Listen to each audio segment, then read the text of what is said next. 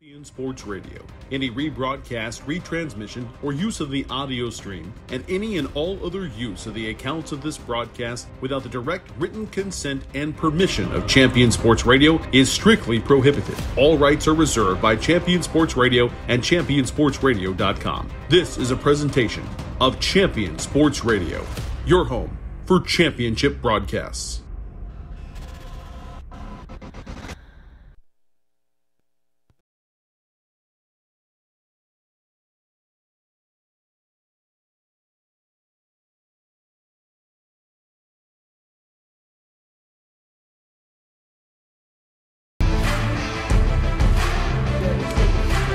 The Grapevine Mustangs are on Champion Sports Radio and Tradio. This broadcast of the Grapevine Mustang Football Booster Club is sponsored by 121 Community Church, Chip Mercer Dentistry, Classic Chevrolet, Bottle Cap Alley, Prosperity Bank, ER of Texas, Energy Attic, Greenleaf Roofing, Whirly Ball, LivingForZachary.org, LoneStarGridiron.com, and the Greater Dallas Youth Orchestra.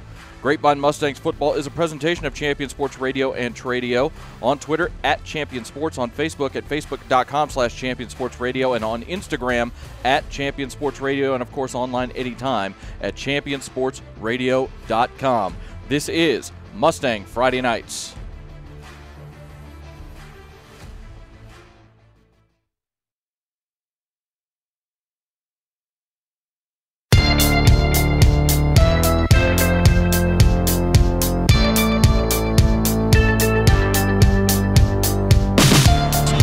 Defense that has turned over their opponents 24 times out on the field first against this offense in Texas high school football. Handoff, no, it's play action pass over the middle, caught inside the 5 and down there. The ball came out, and I think Grapevine has got it. They do. It's a hit and a fumble on the play number 27. Drew Nelson wide set on first down. Rondell Carity comes in motion. There's a handoff to Parker Polk. He's got room. He's into the second level. He's up to the 20, up to 30, to the 40, to midfield, to the 40, the 30, the 20, the 10, and he is going to walk it into the corral for a Grapevine Mustang touchdown. First down handoff and blasted in the backfield is Daniel Bray, as coming in is Tristan Sneed. Going big over the middle, and it's intercepted. Inside, up to midfield, it's Major Heck inside the 4. Handoff to Polk. He going over right guard, and he is in for the touchdown, I believe. Waiting for a signal. Yes, he is. Warren keeps it. He gets swallowed up. I think he fumbled. And the ball may be out. Latham Way looks like he's on the ball. Let's see if they call this a fumble. They do. 17-yard line. Again, received by Alexander, and he gets blasted that time. Snap back. Handoff this time. Polk got some room. Breaks the tackle. Inside the 15. Inside the 10. And he's going to walk it into the corral for the touchdown. Parker Polk with his third touchdown of the game. Stepped out of an ankle tackle and then broke an arm tackle at the second level and took it to the house. When he gets a block, it's, as you said, an extension of the run game. What a big hit by C.J. Back. He steps up, fires, and that's intercepted! Intercepted by Major Heck. He's up to the 40, making a man miss and is going to step out of bounds with a huge play as Major Heck picks off his second pass of the night. It's the 4th turnover by the Cooper Cougars, the second interception, and the Mustangs will take over. Snap back, speed option, pitch out to Polk. He's got the corner, he's at the 10, the 5, and he is into the corral for the touchdown. Parker Polk, his 4th touchdown of the ball game. A huge score as the Mustangs once again turn a turnover into points, and they are back up 2 scores with 3:17 to go. And on running play, snap back. 3rd down and 6 now at the 40. Pass deep over the middle. It's over the middle and intercepted. Dalton Knapp gets the pick, who had ranged back. He is returning it up the sideline inside the 30, inside the 25, and finally brought down at the 23. Given a chance for Grapevine to ice this game. Parker Polk takes the handoff. He's inside the 10, the 5, and into the corral, and that should do it, folks.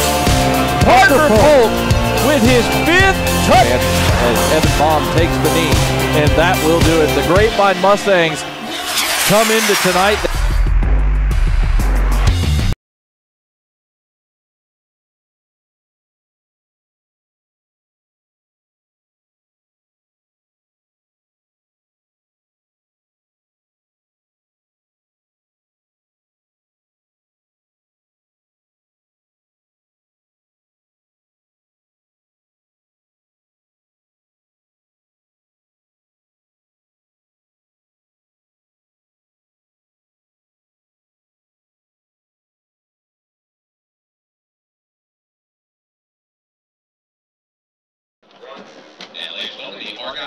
Good evening, Mustang fans, and welcome to Dragon Stadium in Southlake, in part of Carroll ISD, just a stone's throw away from Mustang Panther Stadium, where tonight the Mustangs have once again come to that wall that they have been unable to get past the last few seasons, and that is the regional semifinal round of the playoffs. Jacob Dedamore here with you tonight, along with my broadcast partner all season, Tim Smith.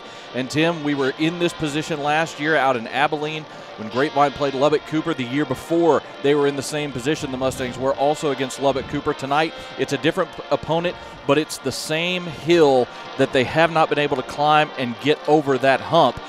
And this time, it's a rematch with a team they saw in the regular season in the Argyle Eagles. And weeks ago, let's say about 10 weeks ago, the seniors of this team were telling us that their goal was to get past this game here tonight, just as they were getting ready to play Argyle and really find out where they were. And of course, that was week 3 with a new surprise quarterback at the starting role, a new offense, some younger kids starting on defense. And so we're not going to see the same Grapevine team tonight that we saw back in week 3, are we, Jacob? I don't think we are. And this is, like we said, a rematch from week 3 of the regular season. Again, tonight, it is number 1 in the state in 5A Division II in the undefeated Argyle Eagles against number 4 in the state in the Grapevine Mustangs. Both of these teams have played excellent football this season. When they matched up the first time, Tim, it was a close game. Grapevine actually led at the half. They led 7-6. The only reason Argyle really had any points in the first half was because of a couple of Grapevine miscues on special teams. We'll get to that in a minute.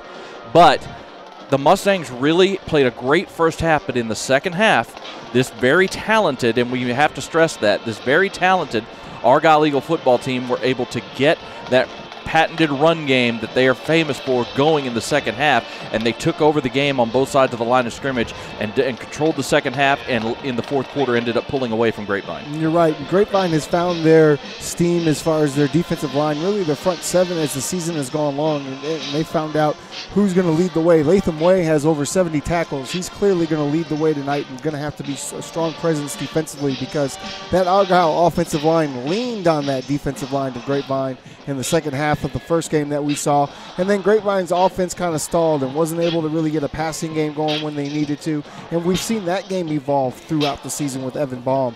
And then we've seen the run game just really take off. Last week, Parker Polk was amazing, as was Reed Watkins with some really strong ones. Rondell Carradine, he's going to run the ball. He's going to catch the ball from a receiver. So really a lot of ways for Grapevine to attack, and we've seen this offense get better and better week by week. So expect some fireworks tonight. And we've also seen this defense get better week by week. This defense has really grown throughout the course of the season, and it's kind of one of the points I was going to hit on here in the pregame, and the fact that, yes, while I am sure both teams are better from when they played in week 3, because that's the nature of the sport, especially at this level, Argyle is a program that is very much these days very machine-like. It's a system that they run all throughout their schools, and they've been running this system for over a decade now, and they just cycle the next group of kids through it. So there's not been a huge learning curve with these kids, even though I'm sure they are playing better as the season goes on.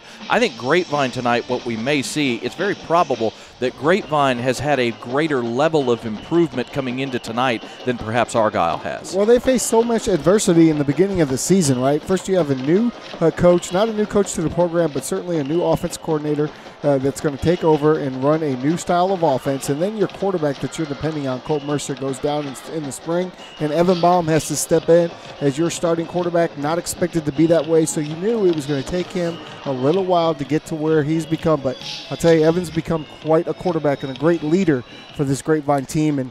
And really, like you said, special teams and turnovers could be the difference tonight, and Grapevine's gotten better on both sides of that equation. Yeah, Grapevine, we talked about it before the game last week, the turnover differential this season. At that time, it was a plus 16. I think it's up to a plus 20 now after last week's game, and that's going to be key tonight. But as we talked about, there is also going to be special teams I think are going to be key tonight. Special teams mistakes hurt Grapevine in the first half of the first game between these two, and of late, the special teams have been struggling a bit for Grapevine, both in the kicking game, and last week we also had a fumble on a kickoff return as well.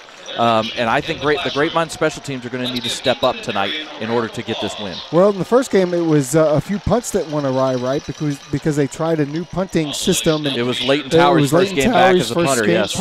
He's been doing much better. They haven't punted a lot. We didn't really see him punt last week, but you're right. That's going to be a point of emphasis for Coach Alexander. But, they feel like Argyle's a tough team. They feel like they're a tough team. And so on paper, this is a heavyweight matchup, and we expect to see a lot of haymaker punches being thrown by both squads tonight. All right, at this time, we're going to take you right now to the interview I did earlier this week with Grapevine head coach Mike Alexander here on the ER of Texas pregame show on Champion Sports Radio and Tradio. Jacob Denimore back here on the ER of Texas pregame show, and I'm joined by Grapevine head coach Mike Alexander. Coach, it was a fantastic football game last Friday, even in the cold and the wind. You guys with your defense jumped out early and then really had to hang on a little bit in the second half as a very game Abilene Cooper team came back on you, but you were able to hold off to get the win, and now you're playing Thanksgiving weekend, which is one of the main goals of any program in Texas. Yeah, thanks, Jacob. It was a good win. I mean, anytime you can beat a storied program like Abilene Cooper, in the playoffs, it's a good thing.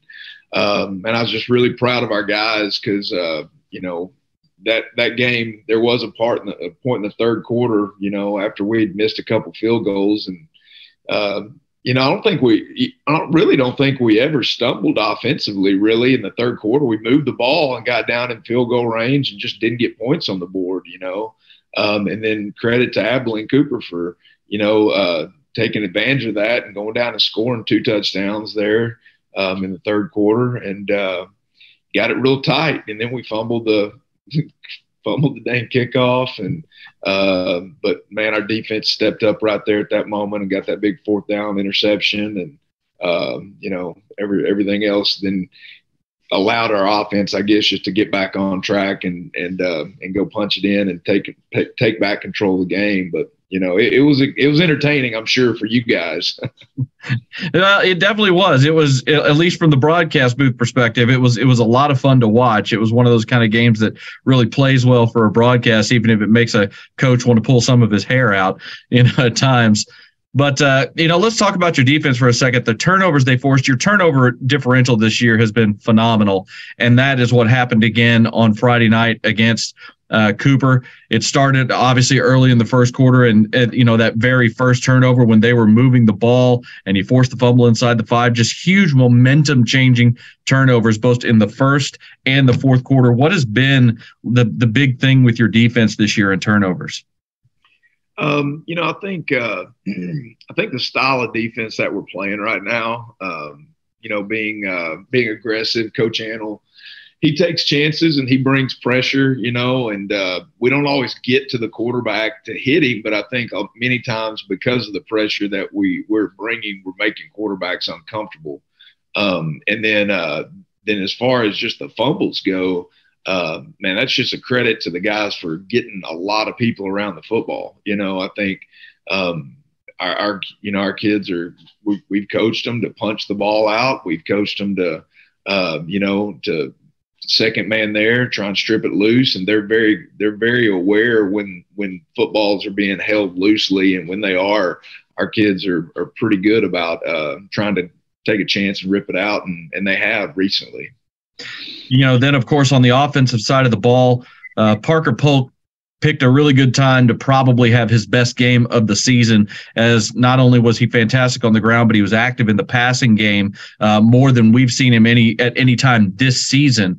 Talk to me a little bit about what he's meant to this offense, especially with the new form that you put in this year. Parker, obviously he's our primary ground guy that, he's going to get yards running inside zone, and we're going to pitch it to him every now and then. But the longer we played, the more that, we've, kind of reminded ourselves a year ago, he was very, very productive in the passing game, and he's a good route runner. And the other night we were throwing some bubbles and stuff to Rondell, and he was struggling to make that first guy miss. So that's when we made that adjustment and threw Parker out there, and he, didn't pop a big one on the bubble, but he did make the first guy miss and was able to gain some yards. And, we're probably going to use him more along those lines, even against Argyle. We're going to, play him at different places, let him play some receiver and make sure that, this time of year, if you're going to go down, man, you want to go down with your horses getting enough touches, and so we're going to make sure that he gets, his share.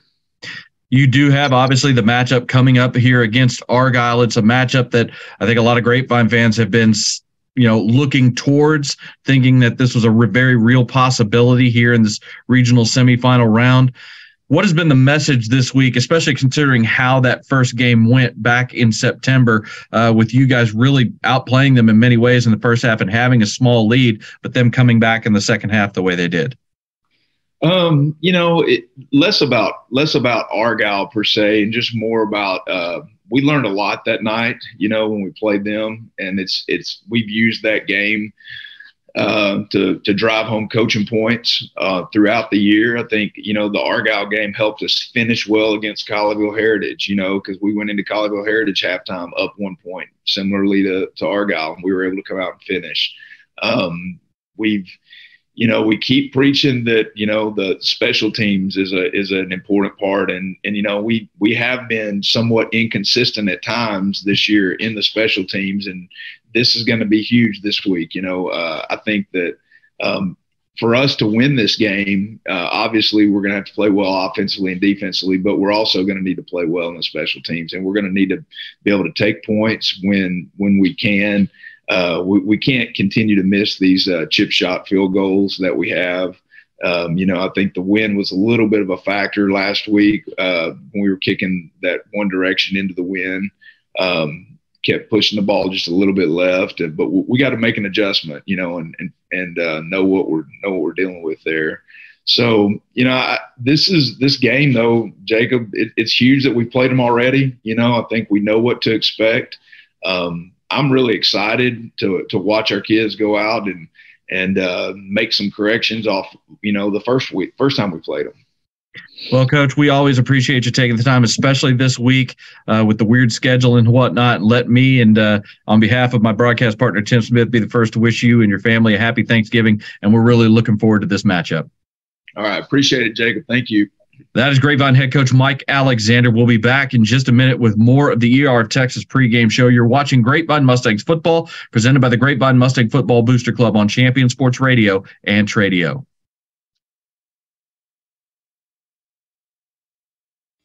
It's sundown in Texas, and the Mustangs are herding up.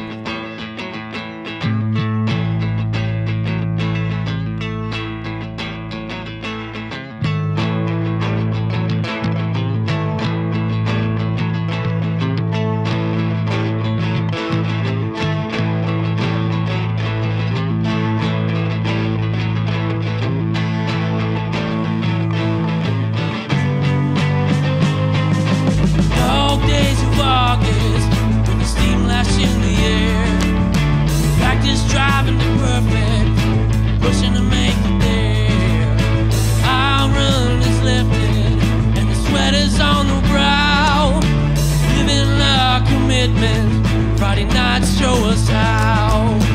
Bam, man, the Mac. Coach hates our attack.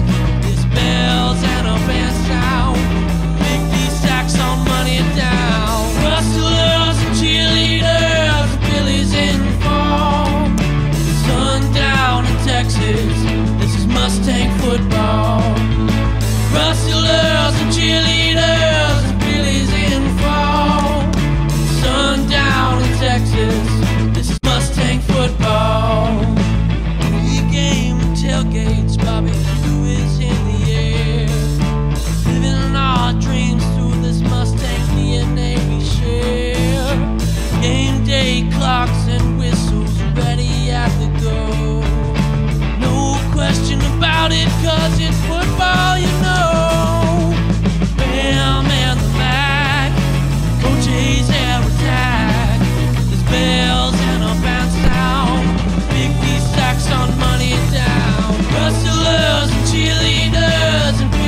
This is Mustang football. Sunset in Texas, this is Mustang football. Sun's down in Texas, living it up in the fall. This is Mustang football. The lights are heating up now. This is Mustang football.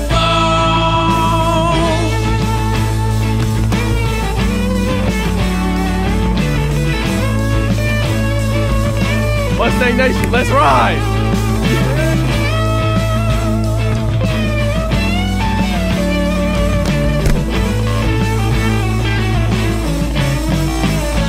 This is Mustang football.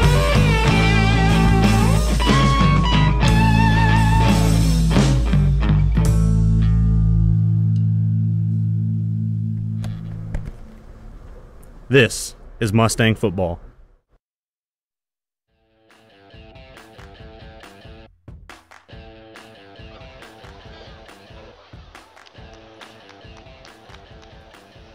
Jacob Dedamore and Tim Smith back here at Dragon Stadium in Southlake. This game tonight is being played under a bit of sadness, especially for those in the Argyle community.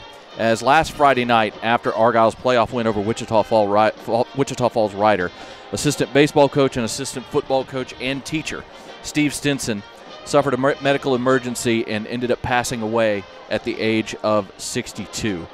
We do believe that there will be some kind of moment of silence prior to the game tonight, and there is a memorial service scheduled for tomorrow in Argyle for Coach Stinson. But our thoughts, our prayers, and all of our condolences are going out to not only his family, but to all of those in the Argyle community this week with the passing of assistant coach Steve Stinson.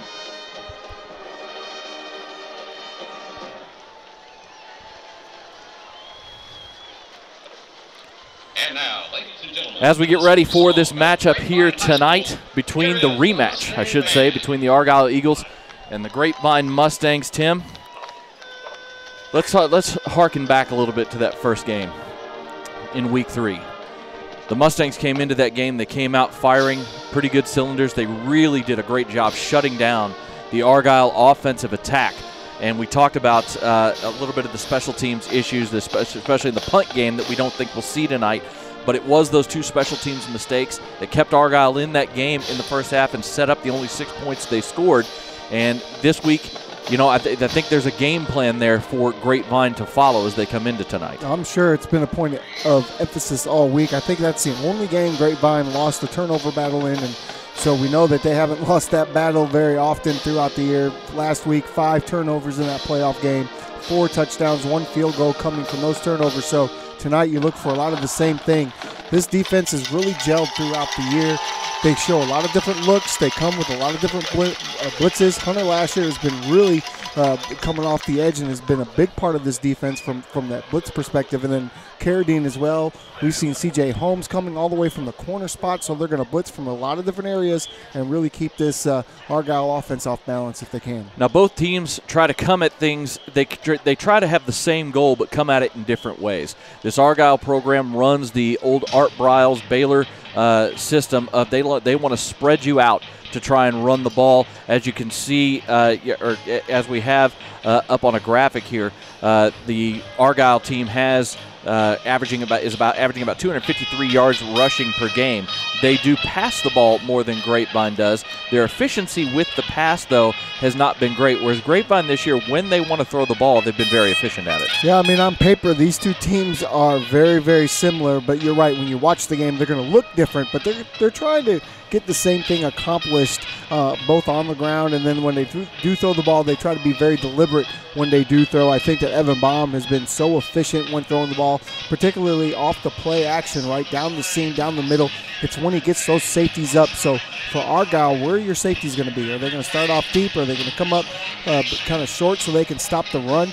And then it's going to be for Grapevine, can they establish that run game early, which they did in the first game? You would expect that they would be able to do that again here tonight.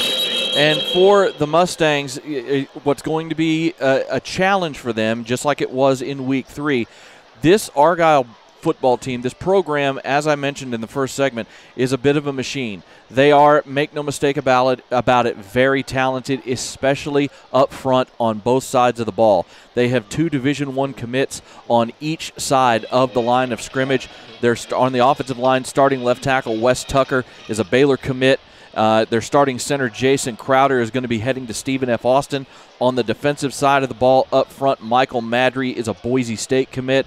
And Riley Van Poppel, the son of former Major League pitcher Todd Van Poppel, is going to be headed to Nebraska. And we saw, especially in the second half of that first matchup with Argyle, you had both Michael Madry and Riley Van Poppel causing problems for Grapevine at front. Well, all 4 of those players that you mentioned were integral parts of the reason why Grapevine weren't able to sustain that lead in the second half. Pretty similar to what they found out a year ago when they got to this round and they played a similar team with a couple of D1 athletes, that they just couldn't really control for the whole game, particularly that big linebacker that was on his way to Oklahoma last year. So tonight, you're going to have to focus particularly on that left side because they're going to do a lot of things to the left side of that offense with that big left tackle out there. You're going to have to find ways, and that's going to be Dalton Knapp out there getting some work. And for Grapevine, we've seen this offensive line as a unit really gel over as the course of the year has gone on, and it came really to a head last week against Cooper. Parker Polk now has 24 rushing touchdowns on the season. He had 5 in the game last week, had over 220 yards rushing. He had 250 total yards in the game. And the one thing we saw last week that we hadn't seen very much of this season, we saw Parker Polk get more involved in the passing attack last week in that game against Cooper. Well, Coach Alexander talked about it. We remember last year that he was a receiver, and we really want to get the ball in his hands quickly in space. And what's the best way to do that? Throw him on a quick bubble screen or a quick smoke screen. Just get the ball to him. That's what they did. They also like to play action with him and then let him sneak out and run down the seam, which they've done quite a bit this year. So I expect to see a lot of that tonight. Parker Polk, of course, his first carry last week, 96-yard touchdown run down the right sideline. So expect Parker Polk to be the vocal point and the guy that sets the tone for this offense. When Argyle does go to the air, they like for people who remember watching Baylor under Art Briles, their whole thing was to try and run, and then pop you over the top for a big shot. Number 13, Will Krzyzak, and number 5, Will Hodson are their top 2 wide receivers, and they are averaging each over 20 yards a catch this year. They are big play receivers, and that is what they will try to do to Grapevine tonight.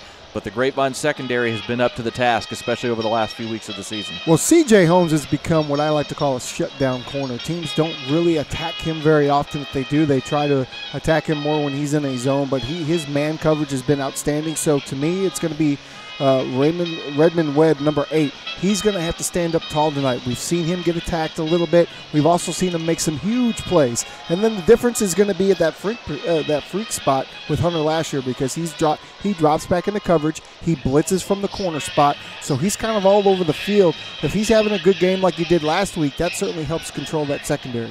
And, the running, obviously, you think Argyle is going to focus on the ground attack, as they should. Starting middle linebacker Grant Mirabel also had a really good, solid game against Grapevine the first time around. He is an Oklahoma State commit, yet another D1 commit on that defensive side of the ball for Argyle. So basically what we're looking at here is defensively, do like they've been doing the last few weeks up front. They're going to be outsized, so they're going to have to try to shoot gaps and get into the backfield and disrupt things. If there's one thing for me tonight, if it's Coach Alexander, I'm going to do my best Gene Hackman impression from the replacements.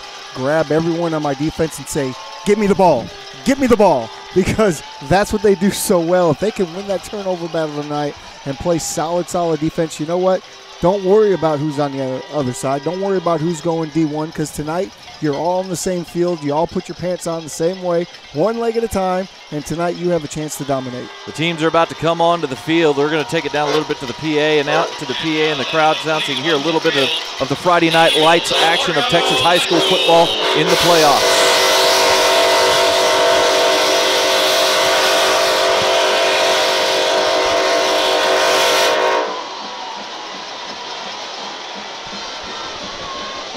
The Argyle Eagles coming out onto the field there in their all-white road uniforms tonight with red numbers outlined in black with a white helmet with that Argyle Eagle logo on the side. And now here come the Grapevine Mustangs. The Mustangs tonight in their battle red uniforms with white numbers outlined in blue with their white pants with a blue and red stripe down each leg, their white helmets with the Mustang logo on either side outlined in blue, the red Mustang logo outlined in blue. And we are just about ready to get things going here as the teams have come onto the field. We're going to have the coin toss here in just a moment as the captains are lining up. For Grapevine, your captains tonight, number 11, Latham Way, number 4, Parker Polk, number 27, Drew Nelson, and number 73, Cy Owen. For the Argyle Eagles, your captains tonight, again as they're in their white uniforms. Captains tonight, number 2, Dax Harani, the safety. Number 44, Riley Van Poppel. Number 10, Grant Mirabal, the linebacker. And number 54, the left tackle, Wes Tucker. Captains for the Grapevine Mustangs. Number 4, Parker Polk. Number 11, Latham Way. Number 27, Drew Nelson. A lot of history in this stadium, Jacob. A lot of great quarterbacks played for the Southlake Dragons. I'll be honest, this is my first time here in Dragon Stadium. I did not realize how close it was to Mustang Panther. As the sun was going down, you could literally see Mustang Panther Stadium from the press box here. It is within walking distance. I didn't realize these two stadiums were so close together. Oh yeah, this is a great feel. I'll tell you, for us last year we were in Abilene at this point, and it took me 15 minutes to get here today. This is a little bit closer to the house, but this stadium is just incredible, and it's packed tonight. We're expecting a full house tonight. Argyle has won the toss, and they're going to receive. So that means that the Grapevine Mustangs will be starting on defense. So let's go ahead and give you the starters on defense for the Grapevine Mustangs.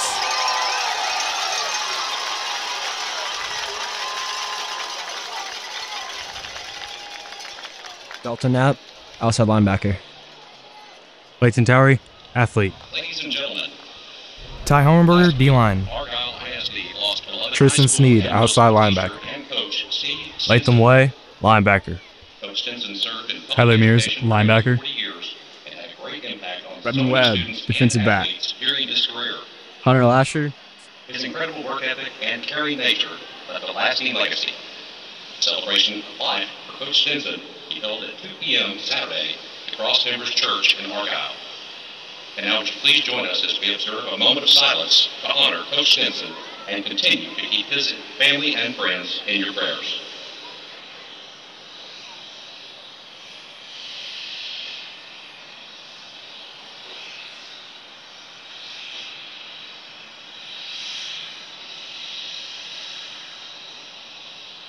Thank you, ladies and gentlemen.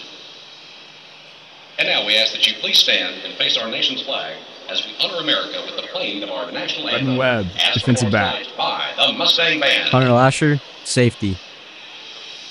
Major Heck, free safety. Drew Nelson, safety. CJ Holmes, DB, running back.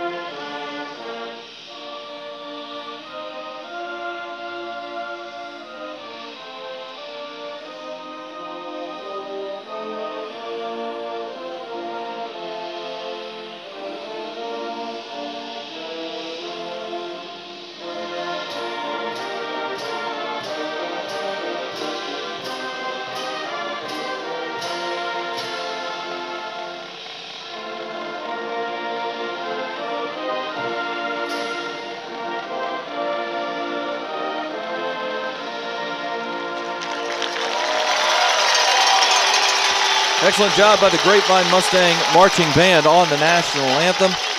As the kickoff and kickoff return teams will come on, it will be Tate Scarborough kicking things away. For the Argyle Eagles on offense, Starting quarterback for them is senior number 3, Jacob Robinson. Check that. It is junior John Gailey, number 12. He's completing 50% of his passes this year, 1,140 yards, 8 touchdowns, and 2 interceptions. They use a 2 tailback system here at Argyle.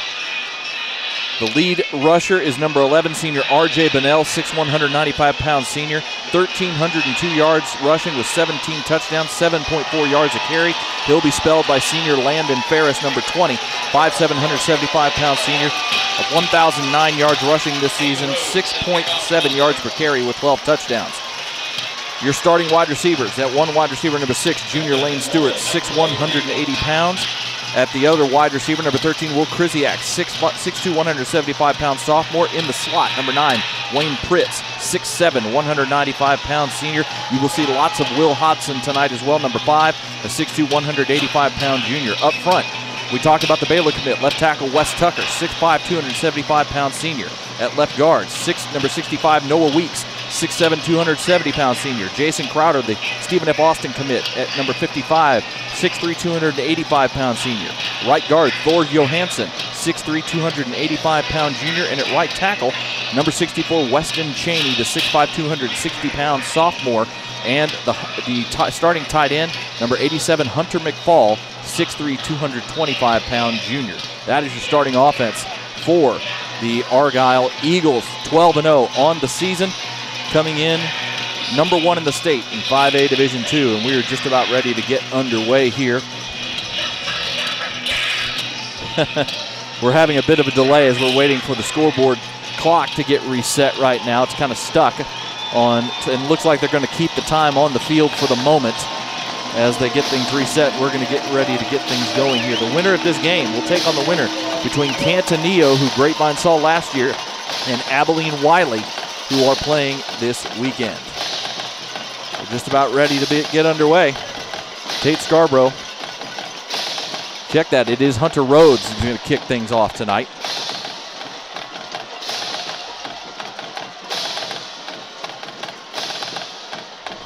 Back deep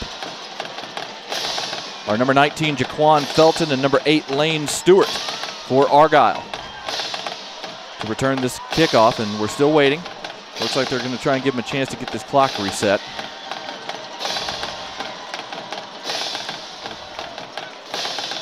Oh. Already a lot of anxious moments out there for these kids, and the worst thing you want to do is get out there, you get ready to kick the ball off, and the ref tells you to hold up a second. We can't get the clock right. Here we go. The kickoff is away. It's high and deep, and it's going to go about 5 yards deep in the end zone. There is a wind tonight out of the north. It's blowing kind of diagonally across the field from the north to the south, and right now it's at the back of the Grapevine Mustangs. And the Argyle Eagles will start at their own 25-yard line.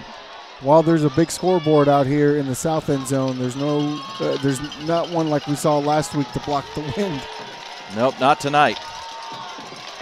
Beautiful scene here, though, isn't it? It is. This is Friday Night Lights at its peak when you got a almost full house here for this playoff game, this regional semifinal in 5A Division II.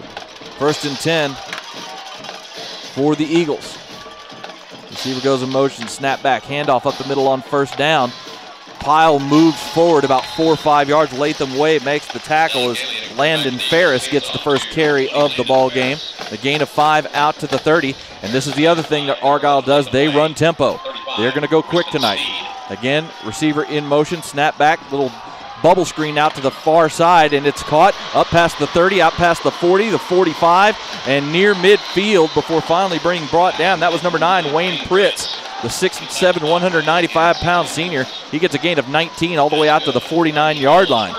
Looked like Major Heck came up to make the tackle, and he just kind of slid off his leg and allows the Argyle Eagles there to get a bunch of yards real quick. 1st and 10 at the 49, snap back, dropping back to throw, now being flushed out to his left, getting chased, and he's going to dump it off, and it's incomplete off the hands of the tight end, number 87, Hunter McFall, as Gailey had time, but then the pocket started to collapse, so he rushed to his left, and as he released the ball, it was a little bit behind McFall, and he couldn't get both hands on it. Latham Way and Dalton Knapp coming from the other side of the field in pursuit. They came from the left side, and they chase the quarterback all the way across the entire field to make him get rid of that.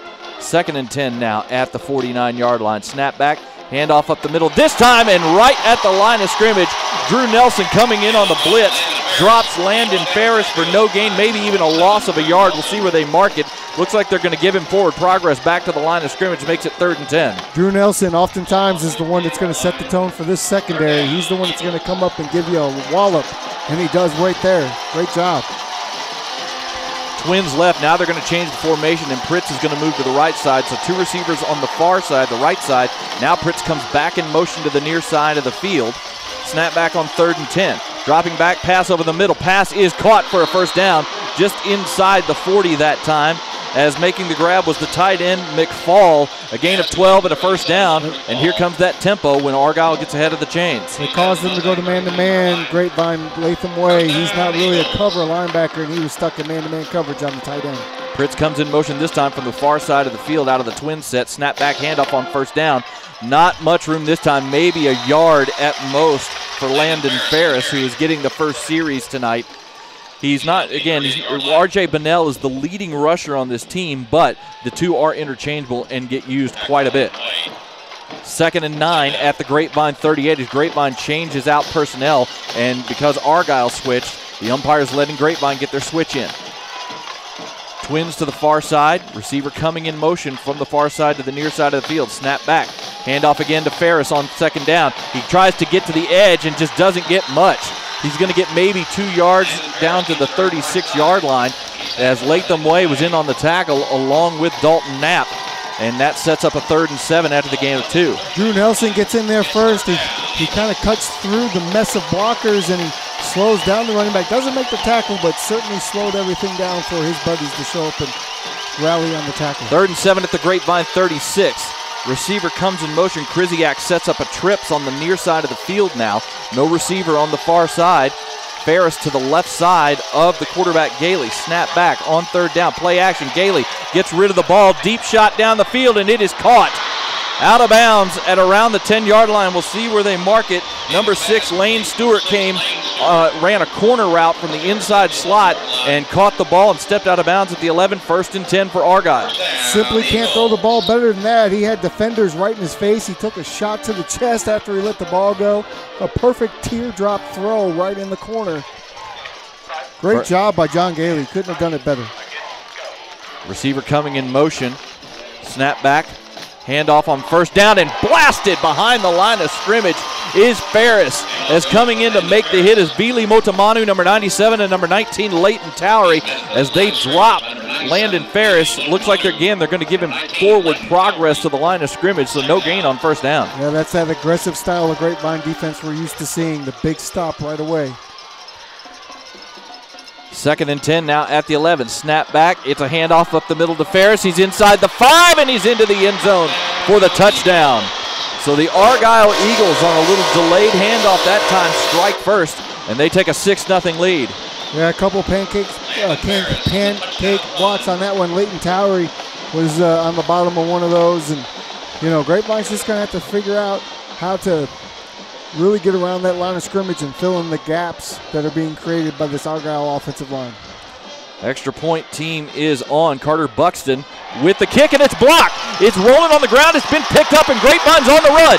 Up to the 40, but that's about as far as he's going to get. He was run down from behind. C.J. Holmes, as he started to accelerate, Buxton was already at full speed, and Buxton, the kicker, was able to catch up to C.J. Holmes before he could get to full speed, and that saved 2 points for Argyle. Yeah, certainly looked like C.J. was about to be 88 and out of the gate all the way for the 2 points and gets caught by the kicker. And after they win this game tonight, they're going to talk about him in the film room. CJ picked up that ball, and as he was starting to get his balance and accelerate, unfortunately for him, the kicker Buxton, who showed some good speed there, was already at full speed and was able to get to Holmes before he could get to full gallop. I would bet that kicker is a bit of a soccer player as well, with that kind of speed and athletic ability to be able to tackle CJ from behind. So the Eagles strike first with a 75-yard touchdown drive. The last 11 coming on a run by Landon Ferris. It's his 13th rushing touchdown of the season, and the Eagles are up 6-0. But the Mustangs, as we talked about with special teams, came up with the special teams play that they needed in the on that first series. to keep it a 6-point game. Although every point's important, especially at this point of the playoffs. Now we're going to see Grapevine offense is going to get the opportunity to come out here and respond. And I'm going to guess we're going to see a healthy dose of Parker Polk right off the start. This game, for those of you not aware, this game is being aired live on television on CW33 here in the Metroplex. So we'll have a little longer timeouts than normal after scores and turnovers and things of that nature.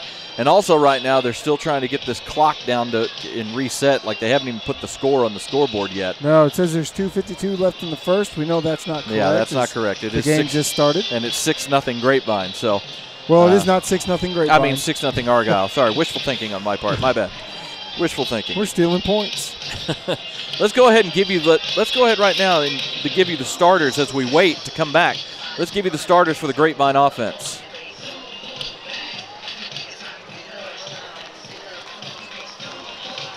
We'll give you those starters here in just a moment. As the Mustangs get ready to receive this kickoff. This kickoff will be into the wind. Parker Polk and CJ Holmes back to receive it. As lining up is number 40, Carter Buxton. That is the 4th miss of the season on PATs for Buxton, and all 4 of them have been blocked. The kickoff is away. It's high and somewhat short into this wind. Parker Polk will catch it at the 15. He comes to the middle of the field, and he gets blasted. Great coverage by Argyle that time, as coming in to make the tackle for Argyle is number 21. And I'm trying to find him on my 21, Trey Baston came in to make the tackle. And Polk, I mean, now here's the thing. CJ and Parker have not had many chances to return kickoffs this season. No, you just don't see that very often. You just don't you don't see Parker get cut down that quickly very often. They usually have a little bit better of a wedge blocking scheme, but Argyle, well, they came down and they have a lot of momentum right now. We'll give you the Grapevine starters on offense after this first play. Pistol formation. Wagner moving from the left side to the right side on first down with Polk in the backfield. Play action. Baum's going to take a deep shot. He's got a man, and it's Carradine. Oh, it's incomplete. Well, the throw was just a little bit underthrown. Carradine was behind the defense. He tried to slow up and make the catch, but couldn't come up with it. Yeah, the Grapevine really going against their tendency, right? They're usually going to come out, they're going to run the ball a little bit. It could be a series or two before we see them throw. And that time, wow, play action right off the bat. Love the play call. They certainly caught Argyle off guard there, and you just got to throw that ball a little bit more out there, especially with the wind at your back. 2nd and 10 now for Grapevine at their own 16-yard line. Split backs out of the pistol. It will be a handoff on 2nd down. Polk is going to get around the corner, but gets dragged down from behind at the 20 for a 4-yard gain. Let's give you those Grapevine starters on offense. Travis Mason, studs. Braden Johnson, stud. Cy Owen, studs. Hunter Cottle, offensive line. Max Livingston, stud. The tackle on that play was made by number 10, Grant Mirabel, the senior middle linebacker and Oklahoma State commit. Sets up 3rd and 6. Power pistol formation here on 3rd and 6 from the Grapevine 20. Snap back. It's a little speed option pitch. Pitches out to Polk. He's got it, trying to get around the corner. He gets there, and he's going to get the first down. Going to get out to about the 27-yard line, a gain of 7, and it will move the chains. Great blocking all along the outside by the Mustangs. And here are your skill position starters for Grapevine. Sammy Kelly, wide receiver. Rondell Carradine, wide receiver. Parker Polk, running back. Evan Baum, quarterback. Hank Miller, tight end. Caden Cook, wide receiver. Parker Polk with over 1,800 yards rushing on the season and 24 touchdowns, gets 7 and a first on 3rd and 4. 3rd and 6. Carradine comes in motion into the backfield on first down. They hand it to Polk. No, it's a speed option. Carradine has it. He's trying to get the corner. He'll get out past the 30 before he's knocked out of bounds. They mark him out at the 31, a gain of 4 yards. I tell you what, he fooled me again on the speed option. I thought he gave it to Parker, and I saw Parker shoot through the hole, and I thought he was about to get a big one. And I was looking at the same thing. Unfortunately, Argyle's defense not quite as fooled as we were, and they were on that play, strung it out really well. Carradine able to get a few yards, which we like on first down. It keeps you on schedule, keeps you ahead of the chains. Carradine has been dangerous on the ground and in the air this season. 2nd and 6 now at the Mustang 31-yard line. Power pistol, snap back, handoff up the middle. pile moves forward, and going to be a short gain of about 2 yards to the 33 as Polk was stood up that time by the defensive front. Yeah, Mirabel is a very active linebacker. This first quarter brought to you by our friends at 121 Community Church. Mustangs again facing third down. 3rd and 4 at their own 33. Mustangs don't mind going slow because the longer they have the ball, the less time that Argyle offense has it. They're certainly going to try to slow the game down a little bit, slow the tempo down, get the game to go on your terms as opposed to Argyle's terms. 3rd and 4. 2 H-backs, one on either side of the line. Parker Polk in the pistol behind Baum. Snap back. It is a keep by Baum, and he's not going to get the first down. That time, Baum made the decision to pull the ball from Parker Polk and try to go around the left side himself. He only gets about 1.5 yards and is stopped short, and the Mustangs will have to punt. Yeah, with 3 down linemen, 2 linebackers on either side, and then Mirabel's controlling the middle by himself. I don't know that you're going to get the edge there. Maybe something more up the middle. Maybe we're going to see some pulling guards and some lead run plays here soon.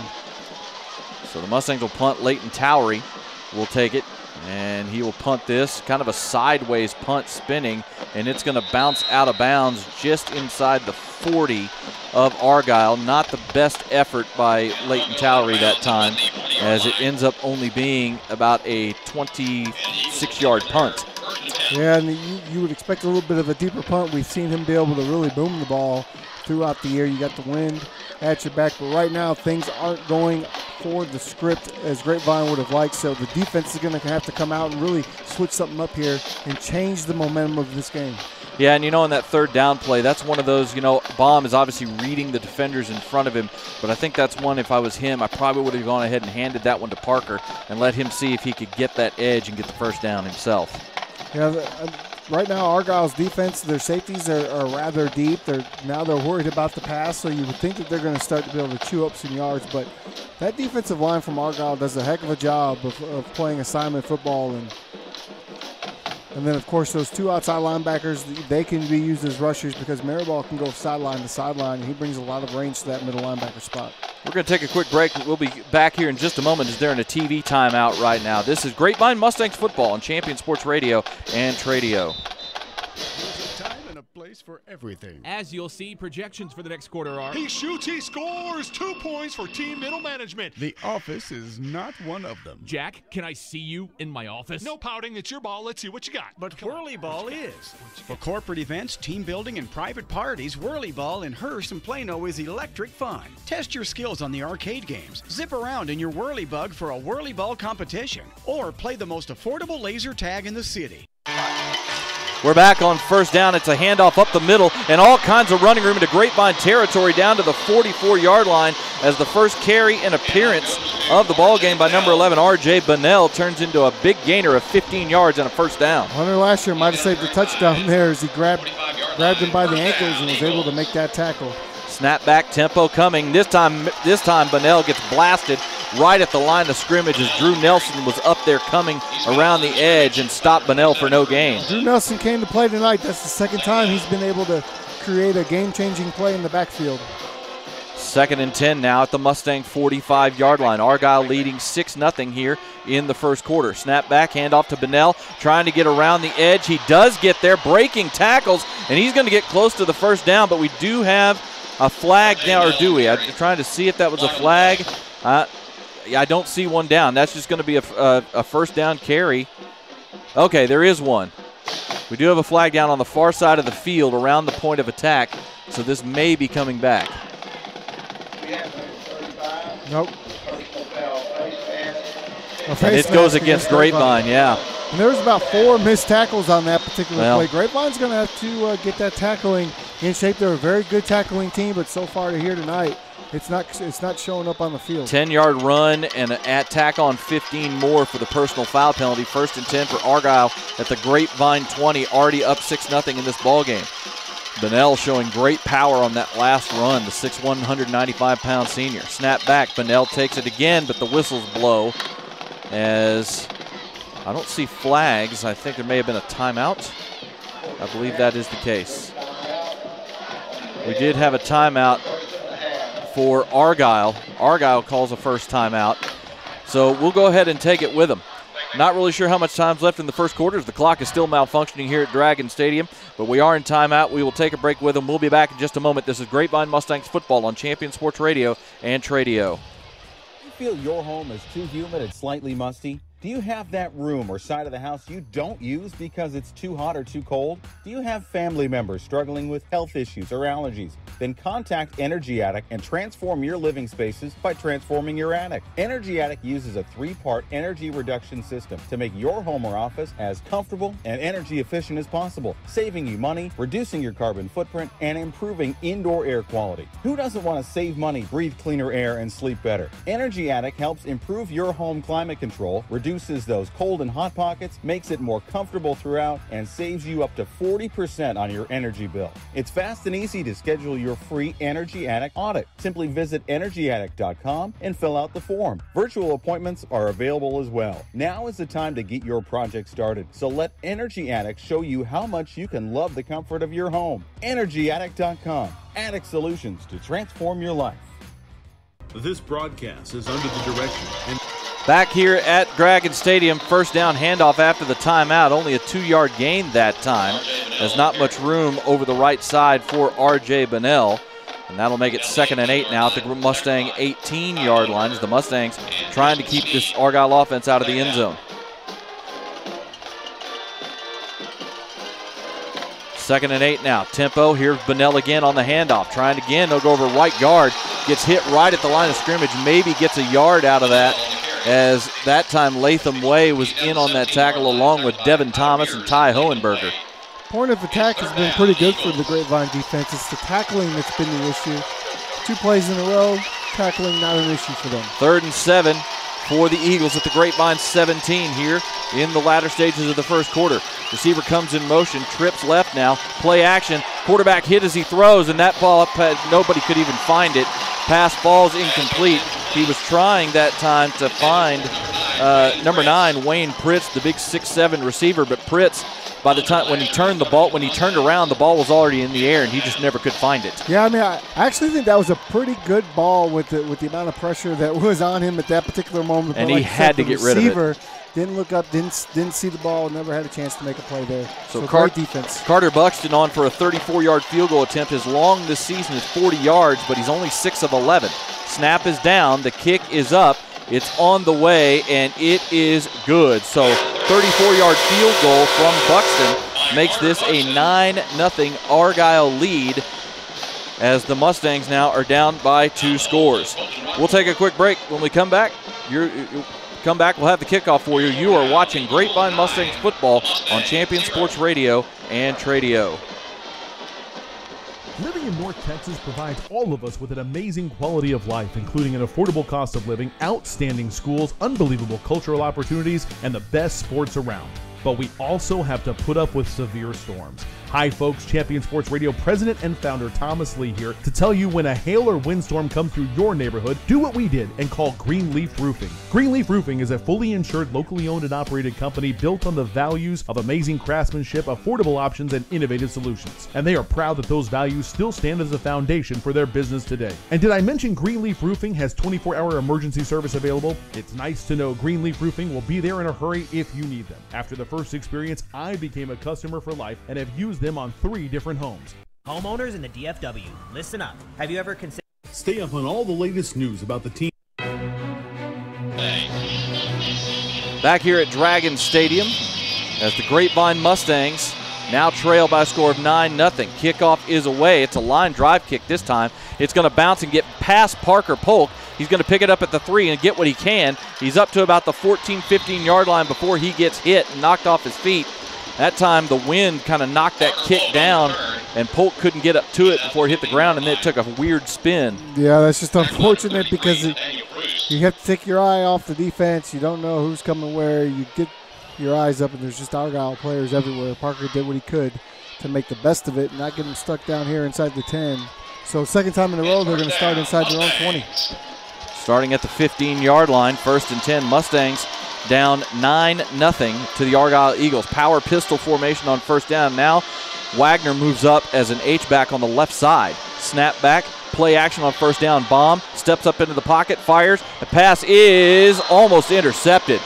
breaking on that pass and almost stepping in front of Brady Wagner was number 2, Dax Harani, the senior safety, as he almost timed that one to get an interception. Yeah, just too much air on that ball. That's when you're going to throw that out route in between coverage. You really need to fire that thing in there, and he tried to kind of put it over the shoulder. Too much air, almost gets intercepted. That would have been going back the other way. So 2nd and 10 now for Grapevine. This time they're going to go 4 wide, 2 receivers to each side of the field with Polk in the backfield. Baum's going to let one go, and it's caught by Parker Polk, who was actually lined up in the slot that time. It was Reed Watkins in the backfield. Parker makes the catch out at the 21 for a gain of 6. We know Parker can play everywhere. Receiver, returner, running back, and so it's good to get him out in the slot. They get him the ball quick. He runs really great, efficient routes.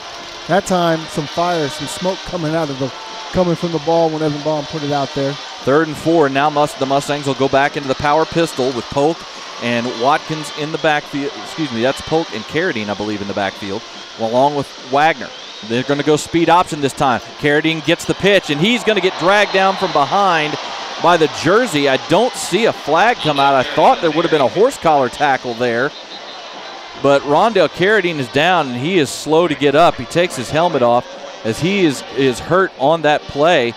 I'm really surprised that there was no horse collar tackle flag coming out on that tackle, Well, Tim. we didn't see, for the horse collar, he's got to have his hand inside the collar. It can't of be the just shoulder jersey. pad, so it's hard for us to see up here where he grabbed. He certainly grabbed him from the back. We're not used to seeing Carradine be grabbed from the back like that. This Argyle defense right now is showing a lot of athleticism and speed with it. Well, the tackle was a diving attempt by the trail guy. He dove and grabbed the back of the jersey of Carradine and got a hold of it and just yanked him down from behind. That would have definitely, without that tackle, it would have been a first down and probably a lot more. A great individual effort there on the backside of that. Carradine is up, but he is needing to be helped off the field, and that would be a big blow for the Grapevine Mustangs as Rondale right now is limping off the field with the assistance of some of the trainers. And that happens oftentimes when you get pulled or tackled from behind like that. And that's why they outlawed the horse collar, was because of the broken legs that were coming from it. And he's obviously not got a broken leg, but that lower leg injury comes from that sort of tackle. So the Mustangs will send the punt unit on. It was only a 1-yard gain, setting up 4th and 7 now. As I believe they have the clock and the scoreboard right. If I'm correct on this, I believe it is 2:49 to go here in the first quarter, and the clock has now started. It's 9-0 Argyle. Snap back to Leighton Towery. He gets this punt away. Much better effort. Booming kick this time. That's going to be caught moving backwards at around the 30-yard line. A boomer that time by Leighton Towery to get his leg into that one. That is a 47-yard punt from Leighton Towery. Outstanding punt. That's how you change field position, and that's what Grapevine needed to do on that drive at the very least, was push the Argyle back a little bit and make them work. Great job that time on the punt and to get it out of there. It's first down, Eagles. 1st and 10 for the Eagles at their own 30. They lead 9-0 here with just over 2.5 minutes to go in the first quarter. Jacob Dedamore and Tim Smith here with you at Dragon Stadium in Southlake in this regional semifinal in 5A Division II. First down, toss sweep to the outside, just barely getting the corner and getting a few yards that time was number 20, Landon Ferris, who checks in for this series. They're going to give him 3 yards out to the 33-yard line. It certainly didn't look like he was going to get that corner. It looked like it had been sealed off there at the edge, but a lot of speed to get around there at the last minute to hit that other gear. 2nd and 7, play action. And a wide open receiver, pass is caught inside the 30, down inside the 20, and finally brought down at the 13-yard line is number 5, Will Hodson, the leading receiver on this squad for Argyle. 486 yards and 5 touchdowns, 20.1 yards a catch. And that was just a bust in coverage that time. Well, that's a fake screen. You look like you're going to throw that quick screen, and the guy that looks like he's blocking then takes off down the sideline. Hand off to Ferris on first down. He's inside the 10 and down to the 5, maybe to the 4. It's a gain of 9 for Ferris on first down after the huge pass play on the previous play for Argyle of 50 yards to Will Hodson. Major Heck saved the touchdown. Let's see if that's going to pay off here and they can hold him to 3. Actually, that was a great job by Major Heck to not give up on that play and get out there and make that tackle. 54 yards actually on that pass play. Handoff again to Ferris. He's going to get close to the first down. We'll see where they mark it. I think he's going to be a yard short, so he gets back to the line of scrimmage, and that's it. It's going to set up a 3rd and 1 now for the Mustang defense. Tell you what, they've done a decent job, Grapevine has, with this Argyle ground attack. It's been the passing at the game that's killing them. 2 big passes so far in this first quarter. 3rd and a yard from the Grapevine 4 as Argyle trying to put themselves up double digits. Handoff to Ferris, and he's going to walk into the end zone. Great cutback that time by Ferris. It was supposed to go up the middle. He saw that things collapse inside and just broke it outside and walked into the end zone untouched. The Argyle is able to collapse the entire right side of the Grapevine defense and just nobody there for the walk-in touchdown. And right now this Grapevine defense is reeling. They can't really seem a way to stop 3 drives now, 3 scores, and the offense hasn't been able to muster much of anything either at this point. The extra point is up and good, and with 1:04 to go here in the first quarter, the Argyle Eagles now lead 16-0. This is Grapevine Mustangs football on Champion Sports Radio and Tradio. Your score now, the Eagles 16, the Mustangs 0. Homeowners in the DFW, listen up. Have you ever considered owning your own power by going solar? Well, my name is Dylan Olson with Infinity Solar USA. We are a locally owned and operated company to the DFW. We've helped thousands of homeowners become their own power company by going solar. We take pride in providing an amazing solar experience. Thanks to Champion Sports Radio, we've created an exclusive discount just for you.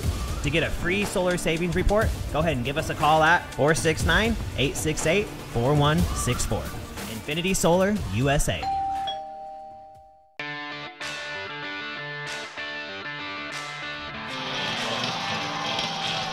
Set kickoff for the Eagles. Back here at Dragon Stadium, Jacob Dedamore and Tim Smith here with you as the Argyle Eagles have come out like a house on fire here in this first quarter. 3 possessions and 3 scores for the Eagles, and they lead 16-0 with a little over a minute to go here in this first quarter as the Mustangs need to settle themselves down quickly. Line drive kickoff. This time it'll be caught by Polk at the 12.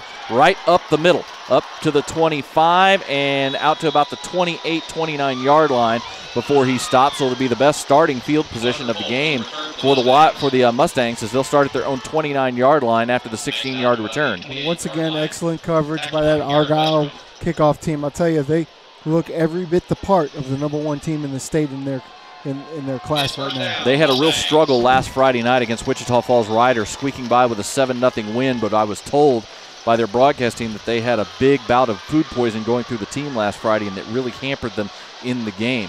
They're going with a full house backfield here on first down out of the pistol. Handoff right up the middle, across the 30, out to about the 33-yard line that time as Reed Watkins gets his first carry of the ball game, a gain of 4. The Mustangs have been getting some positive things going, but they've had some pass plays that didn't, where they had guys open, like the play action to Carradine early in the game, but they just missed on some throws by Evan Baum, and it's kind of set them behind the chains at times. And it seems like that's what's happening, right? They're just missing a tackle. They're just missing that catch. They're just missing that throw. They're just missing that little crease. They still have plenty of time to get this thing together, but they have to start hitting on some cylinders, and they have to get something going on offense on this drive. Power pistol here on 2nd and 6. Now Miller moves up to the line on the left side. Snap back. It will be speed option, and Baum's going to keep it himself, and he's going to get the first down out to the 39-yard line, a gain of 6 yards for Baum, and that should be the last play of the first quarter as we're at 7 seconds. Now the clock starts, and it should count down to the end of the quarter, and that will be the final play. So we will head to the second quarter with the Mustangs having a lot of work to be done on both sides of the ball as they trail the top-ranked Argyle Eagles by a score of 16-0. You are listening and watching to Grapevine Mustangs football presented by the Grapevine Mustang Football Booster Club on Champion Sports Radio and Tradio.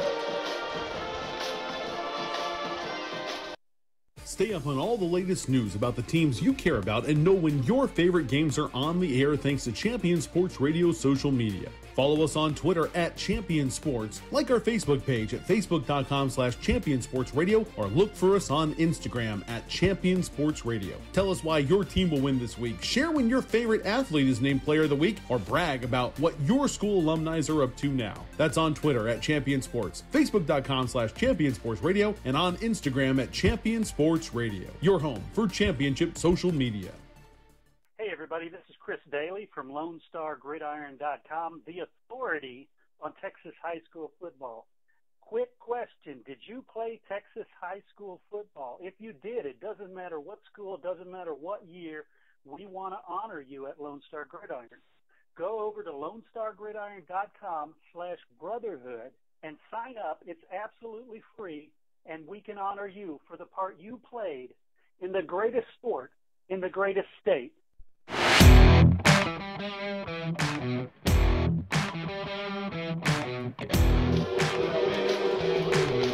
Jacob Dedamore and Tim Smith back with you here for quarter number 2 from Dragon Stadium in Southlake, Texas, in this regional semifinal of 5A Division II. This is the Region 1 semifinal between the number 1 and undefeated Argyle Eagles and the 4th-ranked Grapevine Mustangs, and it was all Argyle in that first quarter as Argyle outgained Grapevine unofficially 173-31 in that first quarter.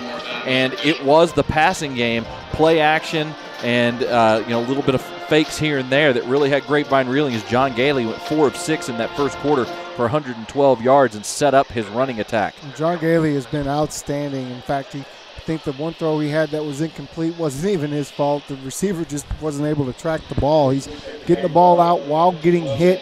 I mean, he's not worried about this Grapevine pressure. He's standing in the pocket and delivering the football. Grapevine defense, they're not playing really bad right now. They're missing tackles, I think is what their biggest struggle has been. And then on the coverage side, they obviously bit on the screen there, but they have to start making tackles at that point of attack. And they need to get their offense going. Bottom line, they've missed on a few throws when they had receivers open, but they need to get this running attack. That is their bread and butter. They need to get the running attack going. 1st and 10 for Grapevine at their own 39-yard line. Split back set out of the pistol here on 1st down. Snap back, it will be a handoff to Polk going up the middle. He's got room into the second level. He's across midfield to the 40, to the 30, and finally dragged down out of bounds at inside the 25-yard line. Biggest play of the game for the Grapevine offense as Parker Polk gets loose. They mark him out of bounds at the 24-yard line. It is a gain of 37 yards for Parker Polk as he was taken down out of bounds by Trey Baston. And that's a great job by Trey to be able to catch Parker because he typically doesn't get caught once he gets to that second level. Grapevine going tempo now. They hand it off again up the middle. This time it is Reed Watkins showing some power as he gets inside the 20 down to the 19 for a gain of 5 yards on 1st down. And now the Mustangs offense is in a bit of a rhythm and they're in the red zone. Yeah, they like when they get down here. They score a lot of touchdowns from this area of the field. So we're going to see what they have planned here. You can do a lot of things down here. The play action game has worked great for Evan Baum down in this area of the field all season as well. 2nd and 5 now for the Mustangs as they go split back out of the pistol. Snap back, handoff to Polk going over the right side. He's got a 1st down inside the 10 and down to the 9. A gain of 10 more for Parker Polk, and now that offensive line is starting to move some bodies around up front. Well, there's that Parker Polka that we've been waiting for as he dances through the line of scrimmage. He comes up a little gimpy off that, so we'll have to watch that. He seems to be a little bit of discomfort in the huddle. 1st and goal now for the Mustangs at the 9-yard line as they trail 16-0 here in the first 30 seconds of the second quarter. Snap back, and it is a keep by Baum on the speed option. He's going to go nowhere. He's going to get dragged down right at the line of scrimmage by the safety, Dax Harani, number 2, the senior, 6'1", 190 pounds. They play a 3-safety look as their base defense here for this Argyle defense. That's all really he could do. There was no pitch angle there. Parker had the pitch relationship, but they played that really well, so he had no choice but to keep that ball. I'd like for him to get down a little bit and protect himself other than take that big hit. 2nd and goal now at the 9-yard line. Again, split back out of the pistol with Polk and Watkins in the backfield with Baum. Snap back, hand off to Polk. He's inside the 10, inside the 5, and maybe down. That's going to be it at the 5 as Grant Mirabel, the middle linebacker, comes up to make the tackle after a gain of 4, but now it's 3rd and goal. A really nice job by the entire left side of that offensive line to just push ahead. Parker sees a little bit of a crease that's there, and he's able to get up through that hole very quickly. And now this is a huge play for Grapevine. 4-point play here for the Mustangs. 3rd and goal at the Argyle 5-yard line. This is for the first time in the ball game. The Mustangs have gotten their offense on track, and they're looking to the sideline. Play clock is down to 10 seconds. They had some confusion, and now Coach Alexander calls the timeout. There was a confusion on the signals, and they couldn't get the play in fast enough, so the Mustangs will go ahead and call timeout. It's their first of the half. Thank you to Nick Bass and Greenleaf Roofing for your support. Greenleaf Roofing is DFW's preferred roofing company and the official roofing company of Champion Sports Radio. Family-owned and operated, Greenleaf Roofing is the #1 choice for all your roofing needs. Residential, multifamily, commercial, storm restoration. They do it all, and they have a ton of lifelong customers. Find out why and get a free quote by visiting greenleaf-roofing.com. So the Mustangs are in position here. 3rd and goal from the Argyle 5-yard line as they trail 16-0 here in the second quarter.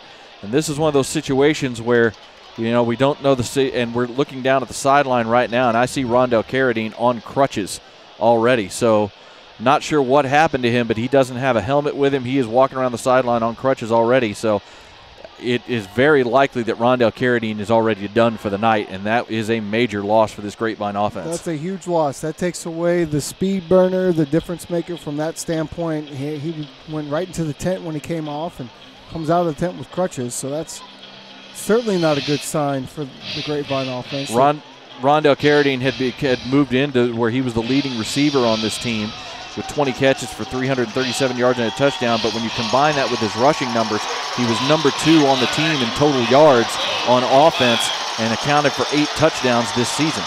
So here come the Mustangs, 3rd and goal from their own 5. Offset pistol formation as Wagner moves over to the H-back on the right side. Snap back to Baum. Play action. He steps back. He's going to lob one towards the end zone, and it is caught for a touchdown.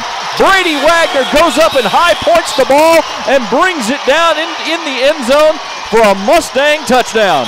I'm not 100% sure that he was throwing to Brady Wagner, but Wagner makes a heck of an adjustment. It looked like he was trying to get to the back of the end zone, but who knows? I just saw Brady Wagner make a heck of an adjustment there. In midair, he turns, he gets up, he makes a heck of a catch. That's a great answer by Grapevine, and when they needed it most. Mustangs are going to kick the extra point here as Hayden Rhodes is on. Snap is down, the kick is up, and the kick is no good. He pushed it to the right. So the struggles for Hayden Rhodes continue over the last few weeks as he misses the extra point there. I believe that's only his second or third extra point miss of the season. He doesn't miss many. He does not miss many. 10:03 to go here in this first half, and the Mustangs are now back to within 10 points. I'm not sure if that was to Brady Wagner either, but I do know the only other receiver in the area was Caden Cook, and he was covered. The defender who was on Brady Wagner fell down in the end zone, and that left Wagner wide open. That was only Wagner's 5th catch of the season and his first touchdown grab. Well, Wagner's known for his outstanding run blocking, but when he does get the ball thrown his way, he makes the most of it, and we've seen that. We saw it here tonight. Good for him to get in the end zone, you get on the board. Now this defense needs to come out and flex some muscle. For Evan Baum, that was touchdown pass number 9 on the season as the Mustangs that time take advantage, going 85 yards on that drive. Couple of big runs by Parker Polk in that possession, as well as they got the run game on track. But now the Mustangs are back in this ball game. They still trail by 10, but they're back on the board now. And now, that, as you said, they need to get the defense going. Tate Scarborough is on to kick this. He's going to pooch it high and short into the wind. Running up, making the catch at around the 35-yard line is one of the Argyle upbacks, and he is brought down at about the 38-yard line.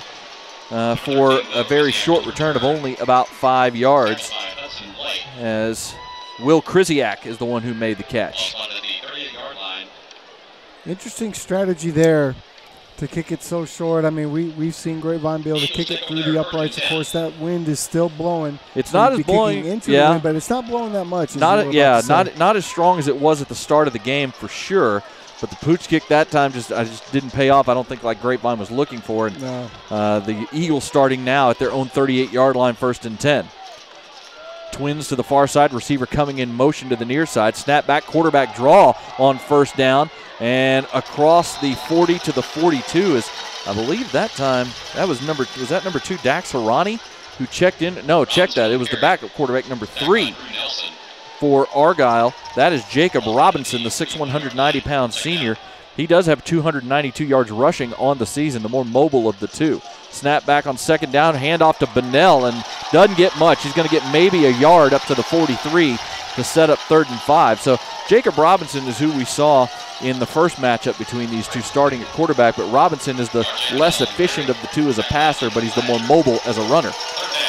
3rd and 5 for Argyle at their own 43. Grapevine defense, if nothing else, for their own psyche, in desperate need of a stop here. Well, they need this. This is about the longest 3rd down that we've seen Argyle in tonight, so you need to stop this. Grapevine playing with them a little bit, showing blitz, then backing out of it. Now showing a 2 safety look. Now back down to 1 safety high. Snap back, and it's a quarterback power to the right side. And no, he's going to be short of the first down. He gets brought down by Dalton Knapp, does Jacob Robinson, about 2 yards shy of the first down at the 46. We'll see if, and Argyle is going to bring the punt team on. Great job by Dalton Knapp. That time they brought Wayne Pritz in motion as the single wide receiver on the far side into a trips formation on the left and ran the quarterback power to the empty side of the field. Yeah, they're doing a good job as Argyle of using their motions and shifts to get the Grapevine defense where they want them to be, and they really had the overload. I thought it was a great play design, just a better individual effort there by Grapevine. Line drive punt, and it's a rugby-style kick. It takes the roll, but too big of a roll, and it's going to go all the way into the end zone. Bit of a break there that time for Grapevine as that punt. Those rugby-style punts are designed to keep them away from the return men, and you're hoping that the ball kicks up and allows your defense to pin it deep. At that time, it just kept rolling all the way into the end zone. Yeah, no kick up that time. It just kicked all the way through that Dragon end zone. So now with really decent field position, the best starting field position for Grapevine tonight, believe it or not. This is a chance for their offense to come back in and really get all the way into this end zone and make this a really tight ball game before half. So the Mustangs will take over at their own 20 after the 34-yard punt by the Argyle punter, number 21, Trey Baston. 1st and 10 for the Mustangs. Single back, just Parker Polk back there in the pistol. 2 tight ends in the ball game, 2 receivers to the far side. Speed option, now Bombs takes a step back, and they're going to fire one down the field, and it's caught. Over the shoulder catch by Caden Cook, and a beautiful throw by Evan Baum right over the top of the defender. Knocked out of bounds is Cook at the 41-yard line, a gain of 21. You know, typically when Grapevine is playing against the teams that they typically play against, there's not a lot of athletes on the field on the defenses they play, and a lot of times receivers are running wide open, making uncontested catches. Tonight, that's not the case. Argyle's got great athletes, and so these receivers have to make contested catches, and right there, tonight we've seen 2 great catches in coverage. Full house backfield out of the pistol on first down. Handoff to Reed Watkins, trying to go around the right side, and just not much room at all as Trey Baston meets him at the corner and drives him backwards. Only a gain of 1 for Watkins. Nowhere to go that time. Reed Watkins, a little bit more of the power running back for Grapevine's trio of runners, but that time just nowhere to go, and a good sure tackle made on the edge. Nice hit by the 5'10", 175-pound senior Trey Baston for Argyle. 2nd and 9 now, as that catch by Caden Cook was his 18th of the season. He goes over 300 yards on the season. Snap back, speed option, and this time Baum's going to get wrapped up for a loss as they were all over that, but a flag comes in. We may get a face mask here. Argyle played it well, had the pitchman Parker Polk covered. Baum had to keep it. He was going to be dropped for a 2-yard loss, but the flag came in on the tackle. Everywhere Parker goes, there's at least 1 to 2 defenders from Argyle. And that is the call, the face mask on the tackle. You figured that's what it was as it flew in right at the point where the tackle was made. So this time it's Argyle who commits the personal foul. Grapevine had one in the first quarter on a touchdown drive, and that moves the ball into Argyle territory at the 44. Well, now we've got something to talk about where they are certainly moving down the field, aren't they? Inside that 45-yard line. You're not far from field goal range even at this point, so keep on pushing. 6:50 to go here in the first half. Mustangs trail by 6, but they're on the move. 1st and 10 at the Argyle 44, but movement up front And the flags come in, and that'll back it up 5 yards. Just can't have that. You don't like the post or the pre-snap penalties. And got to be more disciplined than that. Now you put yourself in the hole and you're behind the chains on first down. That'll back things up to the 49-yard line. Checking in at receiver on this play was number 2, Darius Burns, as again, Rondell Carradine is out with an injury, and it looks like he's probably done for the night as he's on crutches on the sideline. 1st and 15, 3 wide set, 2 to the left, 1 to the right, with Parker Polk in the pistol. Snap back, hand off to Polk, and he breaks it out to the near side inside the 40 and nearly busts loose. Gets tackled by his ankles at the 37-yard line, as coming up to possibly make a touchdown-saving tackle that time was number 19, Jaquan Felton, the 6'1", 190-pound senior, and he very well may have saved a touchdown right there. So much great work inside that line of scrimmage. Hunter Cadill makes a huge block for Parker to cut off of. We'll tell you about something I just saw in a replay here in just a second. 2nd and 3 after the 7-yard run by Polk at the 37. Snap back, hand off again, up the middle, Reed Watkins this time, but not much room, a yard, maybe 2, as Grant Mirabel along with the safety Devin Owen come up and make the stop on that previous play. I said Jaquan Felton helped make the tackle. Well, he did so because he stuck a leg out. Oh, well, that's tripping, Jacob. He wasn't the only man in on the tackle, but he definitely stuck a leg out and got away with a tripping penalty. Okay. They give Reed Watkins credit for 2 yards, 3rd and 1 at the Argyle 35-yard line. Split back out of the shotgun. Speed option, and Evan Baum's going to get dragged down. The flag should be coming in now. And Coach Alexander is losing his mind because that should have been a horse collar tackle for sure. It's still a first down as it's a 1-yard gain from Baum, but that was 100% a penalty, and Mike Alexander is absolutely apoplectic on the sideline. Well, you're using some big words, so we know that was a big miss. He said, I mean, we could see it. Coach Alexander could see it. You hear the boos from the side, from the fans now. That's the second one that the first one was questionable. That one, no question whatsoever. Well, the head linesman is explaining something to Coach Alexander. The head linesman seems to think it was jersey only. First down handoff to Polk. He's going to get down to about the 30 for a gain of 4 to make it 2nd and 6. Even though the penalty flag didn't come in, it was a first down from Evan Baum to move the chains, thankfully. And now the Mustangs are still rolling here with 5:01 to go here in the first half. They're 2nd and 6 at the 30. You really like that 4 yards on first down. Anything to keep you ahead of the chains. 4 times 3 is 12. That'll get you where you want to be. Every time. 2nd and 6 now for the Mustangs. 3 wide receivers, 2 to the right, single receiver to the left. Snap back, handoff up the middle to Polk. He's going to get the first down inside the 25 and down to the 23 as Trey Baston comes up from his corner spot to make another tackle, but it's a gain of 7 yards and the chains move. And Parker Polk is warming up. Chug, chug, chug. Here he comes. C.J. Holmes checks in on this play for Darian Burns.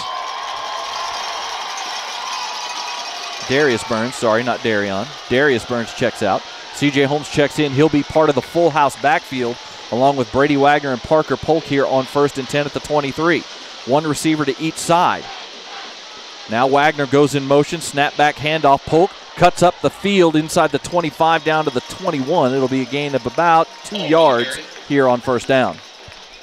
So we'll expect to see a little bit more C.J. Holmes on the offensive side now. Probably with Carradine out, he's going to have to shoulder a little bit more of a load, and he brings that speed element to the offense. He checks out on the 2nd down play. Reed Watkins checks in.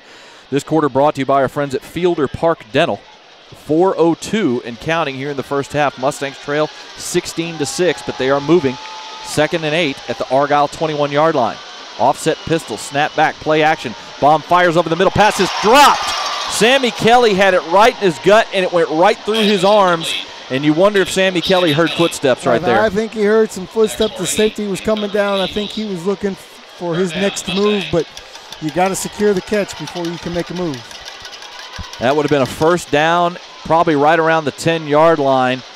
Dax Harani, the safety, was coming up to make the hit, and I think you're right. I think at the last second, Sammy took his eyes off the ball. 3rd and 8 now for the Mustangs at the Argyle 21. Got to have this. Trips to the far side. Single receiver near side. Quick throw. Pass is caught. First down at the 10 down to the 8-yard line. As that time it was a quick slant from the outside by Darius Burns, who's checked in these last few couple of series at wide receiver with Rondell Carradine out. Darius Burns makes the catch. And it's 1st and goal at the 8-yard line for the Mustangs after the 13-yard grab. We haven't seen much of Darius Burns on offense, but hey, welcome to the show. It's only Darius' second catch of the season. Wow. But he's getting playing time now out tonight with Carradine on the sideline injured. 1st and goal at the 8, split back pistol set, hand off to Polk, going over the right side, getting down into about maybe the 5. We'll call that a gain of 3 to set up 2nd and goal. Maribel comes from his middle linebacker position. It sets the edge, believe it or not. Parker tries to cut back under and just nowhere to go. The Oklahoma State commit, Grant Maribel, by far the biggest and strongest of the 3 starting linebackers at 6'1", 230 pounds. Oh, he flies all over the field, Jacob. He is just everywhere. Wherever the football is, that's where he's at. He's got 40 pounds on his 2 linebacker teammates out there in their 3-3-5 defense. 2nd and goal from the 5, offset pistol this time. Snap back, handoff, up the middle. Polk just driving the pile forward. He's going to get stood up after about a 3-yard gain as he gets pushed back by multiple Argyle defenders. But he's going to get down to the 2-yard line to set up 3rd and goal. That Argyle defense is tough in the middle. They're not going to let you chew up too many yards coming right up the middle. The big 99 there. That's Michael Madry, the Boise State commit, number 99. 3 D1 commits right in the middle of that Argyle defensive that's front. Right, the teeth there. It's hard to go through the teeth. Riley Van Poppel, the Nebraska commit. Michael Madry, the Boise State commit. And Grant Maribel, the Oklahoma State commit. 3rd and goal from the 2-yard line. Offset pistol again. Baum waiting on the snap. Takes it. Quick handoff up the middle and into the corral for the touchdown as Reed Watkins sneaks right through the hole and punches it into the end zone, and the Mustangs are back within 1 score. Well, we just talked about the teeth of that defense, and what does Grapevine do? They go right down the middle, right through the big teeth of that defense. Reed Watkins, he's the one that's going to get it done. He puts his head and his shoulders down and just punches right through there. Grapevine has another great answer now. That's 2 drives in a row with the defensive stop. If they can get a stop here, they get the ball back after halftime, Jacob. They're right back in this thing. And they're trying to get guys onto the field. It looks like the Mustangs are going to go for 2. I think this might be a bit of a function of the struggles right now of Hayden Rhodes as they are bringing the offense on to go for 2 here with 2:04 to go in the first half. That is the 10th rushing touchdown of the season for Reed Watkins as he gets the Mustangs back to within a score. They're going to go trips to the near side. Now under center goes Baum. Little quick throw, bubble screen, but Argyle is all over it. Wagner makes the catch and gets brought down at the 1-yard line from behind as jumping on his back and bringing him down was number 19, Jaquan Felton. They tried to go quick snap with Baum running up under center and tried to just do a little slip screen to the big tight end, Brady Wagner, and Argyle was ready for it. Well, we see the Buccaneers run that play quite a bit. They'll run it to the receiver, to the outside guy. They'll have a couple guys inside to make the easy blocks. But when your defense plays well, when your corner can come up and make that tackle from Argyle, it makes it hard for you to get in there. And they just played that particularly well that time. Well, the Mustangs put another touchdown on the board. It is now a 4-point game, 16-12, with 2:02 to go in the first half after the Mustangs go on an 80-yard touchdown drive with Reed Watkins finishing it off from 2 yards out.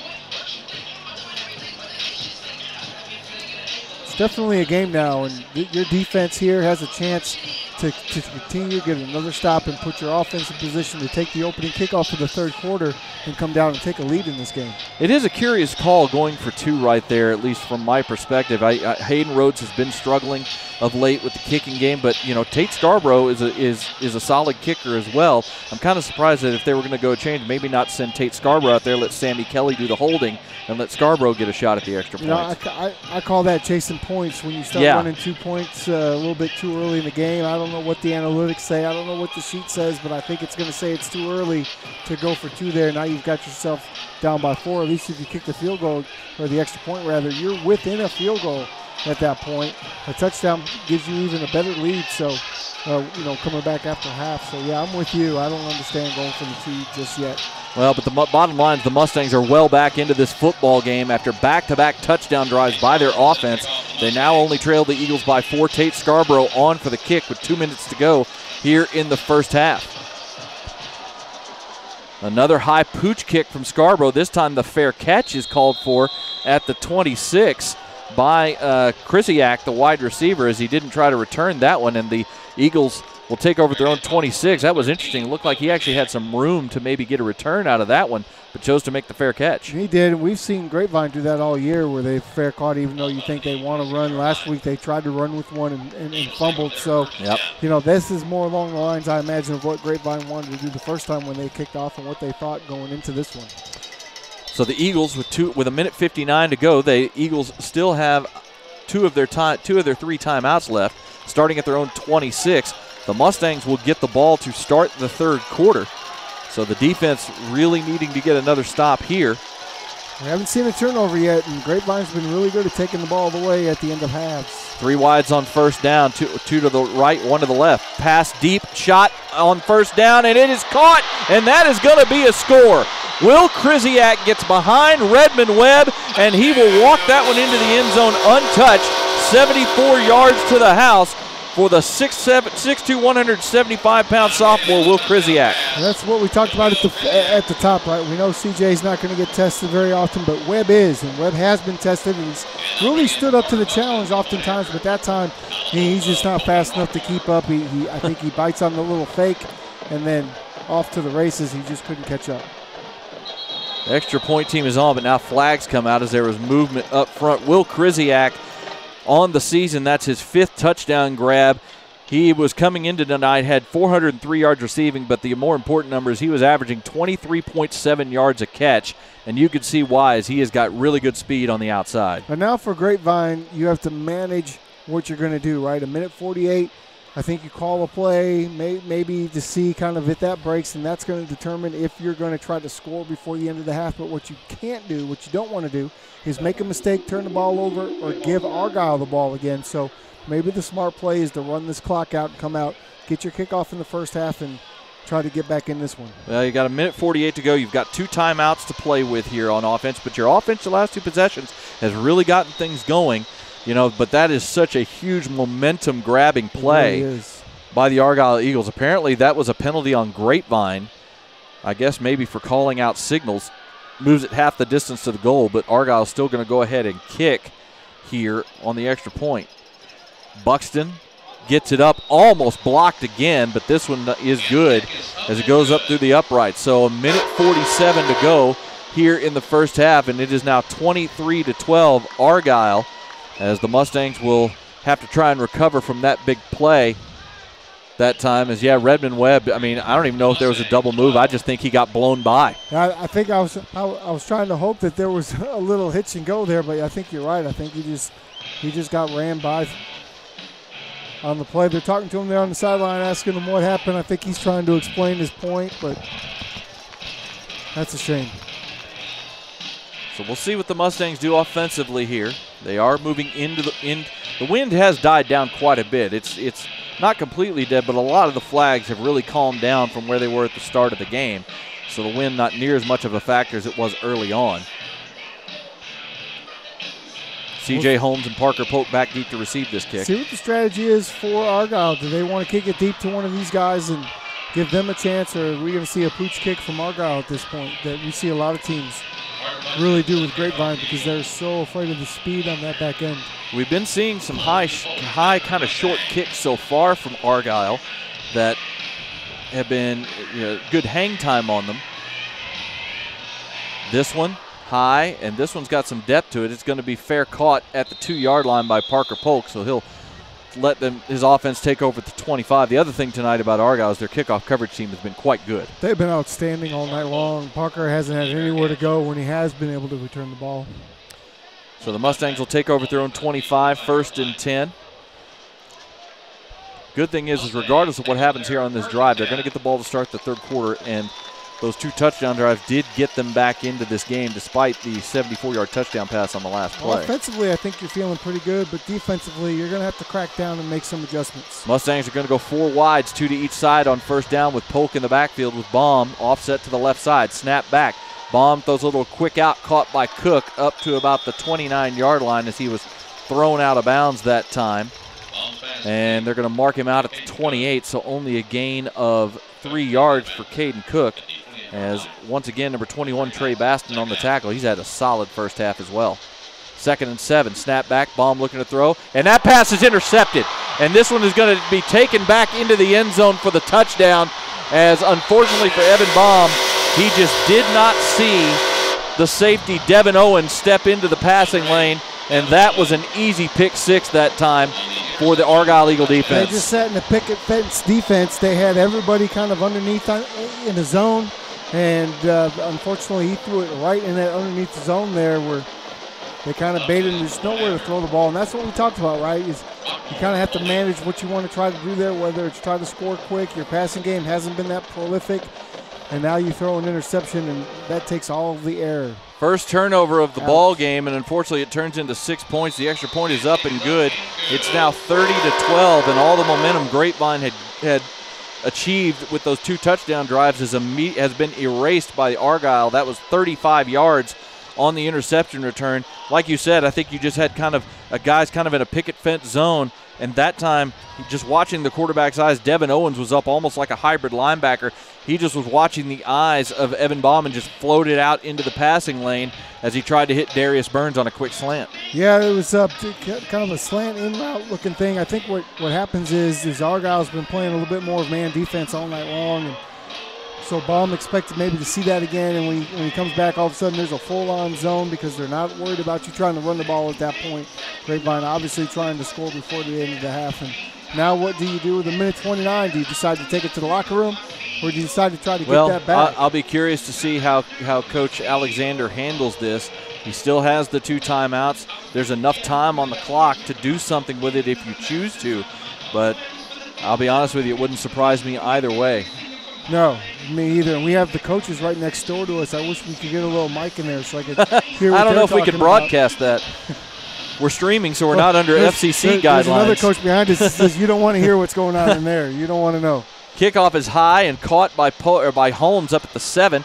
Makes a man miss, but is only going to get to about the 20-yard line before he gets driven back. They're actually going to mark him down at the 18-yard line. Another good high kick that time by number 40, Carter Buxton. His kickoffs haven't always been that deep, but he's getting great hang time on them. Well, Argyle is winning on special teams. They're winning on defense. They're winning the turnover battle, and they're winning on the offensive line of scrimmage. So right now, they are clearly dominating this game outside of the 2 drives Grapevine has had. They have won every phase of the game so far in this ball game. They lead 30-12 here with a minute 21 to go. Grapevine is going to come out with the spread offense. They're going to go 4 wide here on first down. As Reed Watkins is in at tailback, Parker Polk is in the slot on the far side of the field. 2 receivers to each side. Snap back by Baum. Little quick throw caught by Sammy Kelly. Up past the 20, out to the 24, maybe 25-yard line. Going to mark him at the 24. It's going to be a gain of 6. Grapevine immediately gets up on the ball. A minute 10 and counting, 2nd and 4. Staying in that same 4 wide formation. Snap back to Baum. Looking for the quick throw again, and it's a little too far out in front that time as he tried to hit Caden Cook on a quick out to get the first down. Now they're playing an underneath zone coverage. They have 1 safety deep. If Baum's going to have a shot here, he's going to have to loosen up that arm and let one fly downfield because they are looking for that underneath throw right now. Yeah, everybody except the 1 deep safety, Harani, is within about 8 yards of the line of scrimmage right now. 3rd and 4 from the 24-yard line with a minute to go here in the first half. Trips to the far side. Baum looking to throw. Now he rolls to his right, flings one out, and that pass is incomplete. Diving attempt that time by Darius Burns. Tried to come up with the throw, but couldn't get his hands underneath it, and it's 4th down, and the Mustangs bring on the punt team. And this is where it becomes very dangerous. 53 seconds is a lot of time. I mean, if you're Josh Allen or Patrick Mahomes, you need about 13 seconds to score. So they're going to get the ball here with what you think would be good field position, and this defense is going to have their backs to the wall for Grapevine now. Argyle, really going to have to make a stop. Argyle still with 2 timeouts to go. Snap back to Towery, and he gets the punt away. Good pressure, but gets it away, and a flag is down as Leighton Towery got hit as he got rid of the ball, and it doesn't matter what they call here. It's going to be a first down because it was 4th and 4. They're going to call the personal foul, but again, it didn't matter other than yardage. It was going to be a first down either way. So Argyle makes their first mistake of the game, really, if you want to get really of the whole ball game, their first real mistake as they hit Leighton Towery after he punts the ball. And that's going to move it out to the 39-yard line, 1st and 10 with 46 seconds to go. They came in aggressive. They were looking for the pump block on that one and got there just a little bit late. Hit him when his leg was up in the air. Very dangerous play. Good to see the flag come out there. Now things have changed. 45 seconds. Yeah. You still have enough time to get yourself in scoring position. Second chance here for the Mustang offense at their own 39. 2 timeouts still to work with. 1st and 10 at their own 39. Trips to the right side, single receiver to the left. As we go from our right to our left across your computer screen or phone, whatever you're listening to.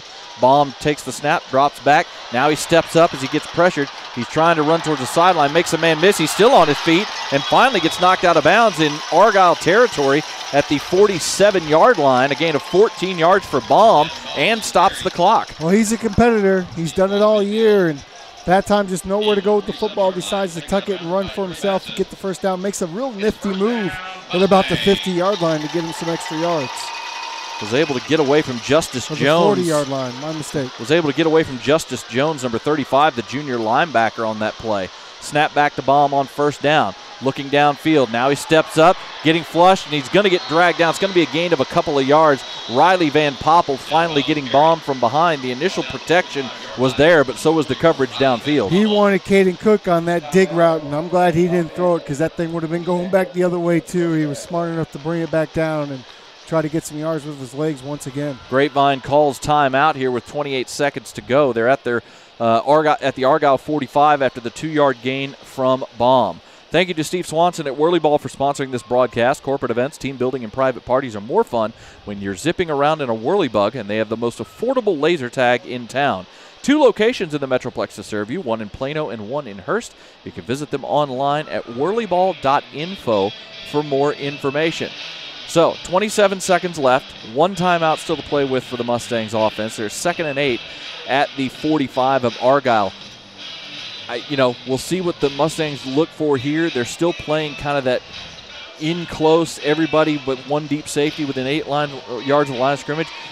This might be the time for maybe a little pump fake and a double move here up the sideline. Yeah, something like that, or, this is a good spot for the draw. 1st down, call your timeout, try to get yourself in closer range. Who knows what they're going to do here, but what you don't want is an incompletion or, worse, another turnover. Snap back to Baum. Looking downfield now, he's rolling to his left to get away from pressure, and he's just going to lob this away as the coverage downfield once again was excellent by this Argyle defense.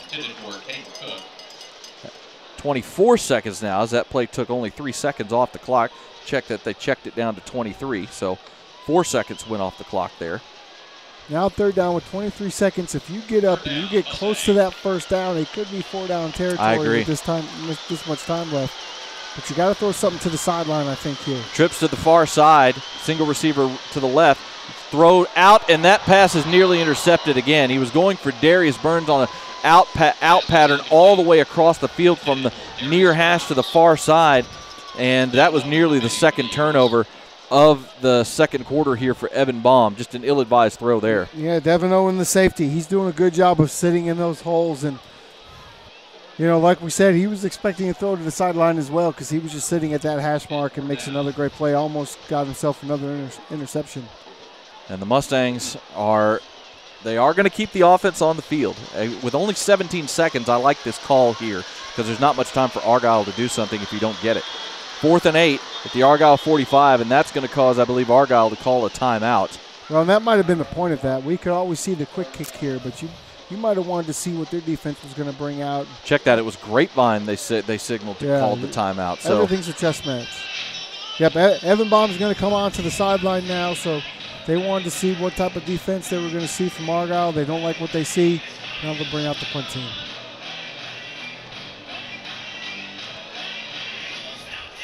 Mustangs had some momentum going in that 2nd quarter. Had reduced a 16-0 deficit to 16-12. But in the span of essentially 2 plays, Argyle built that lead back up to 18. A 74-yard touchdown pass to their big play wide receiver, Will Krzyzak, and then a 35-yard interception return for a touchdown by the junior safety, number 8, Devin Owen. Put all the momentum back into the Argyle bench. Just 2 minutes ago, we were talking about a 1-score game. Yep. And, how you finish off this half. And come out of halftime with some momentum, and now it's a different conversation.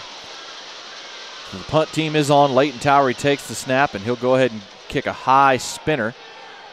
And it's going to hit at the 20, take a grapevine roll inside the 15, and inside down die at the 10 with 5 seconds to go. Now 4 seconds here in the first half, and you got to assume Argyle's just going to go ahead and take this one to the half as they've got an 18-point lead here. The Mustangs will get the ball to start the third quarter, but after getting themselves back into the game, they put themselves back in a hole again.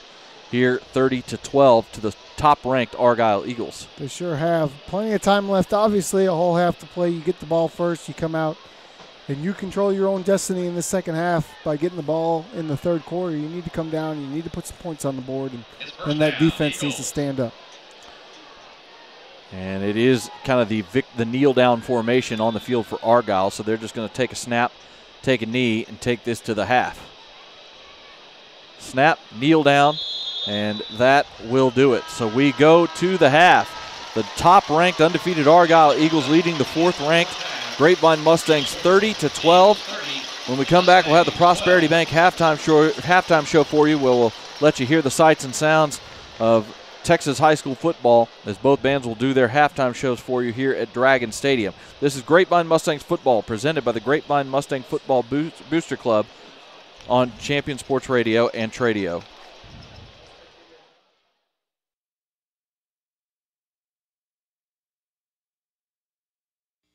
It's sundown in Texas, and the Mustangs are herding up.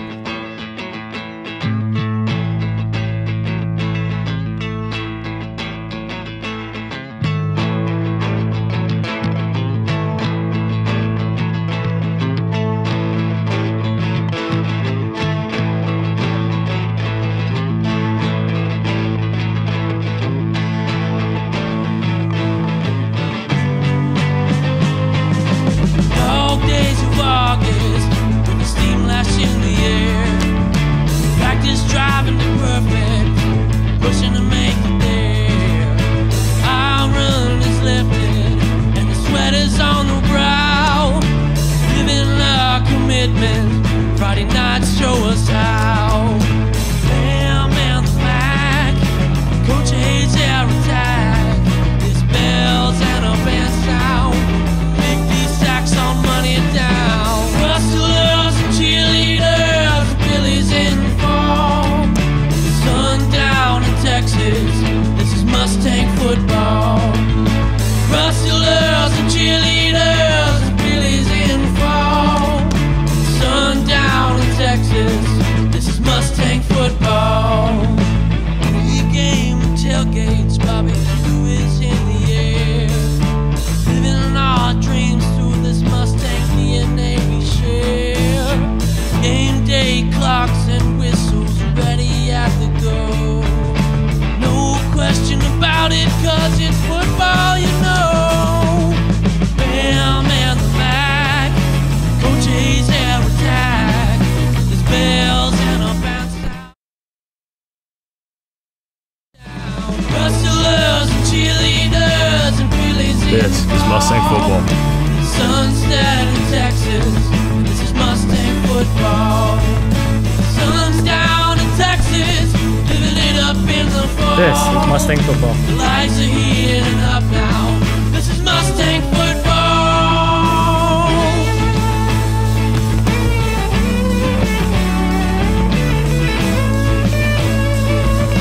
Mustang Nation, let's ride!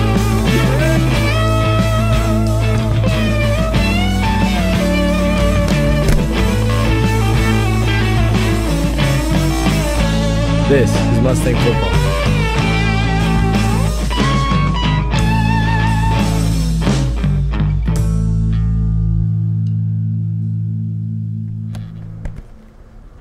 This is Mustang football.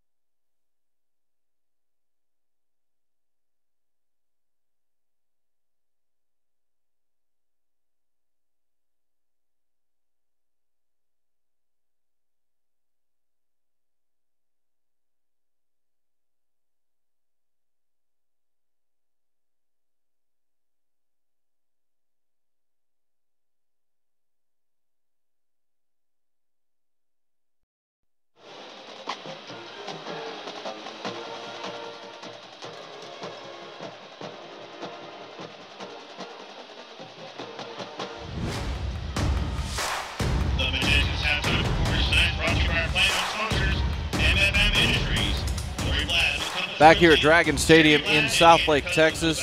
This is the Prosperity Bank halftime show where your halftime score is the Argyle Eagles leading the Grapevine Mustangs by a score of 30-12. Jacob Dedamore and Tim Smith here with you as the Argyle drill team and band are on the field for their halftime performance. And Tim, the Mustangs started out not great. Offense got stymied.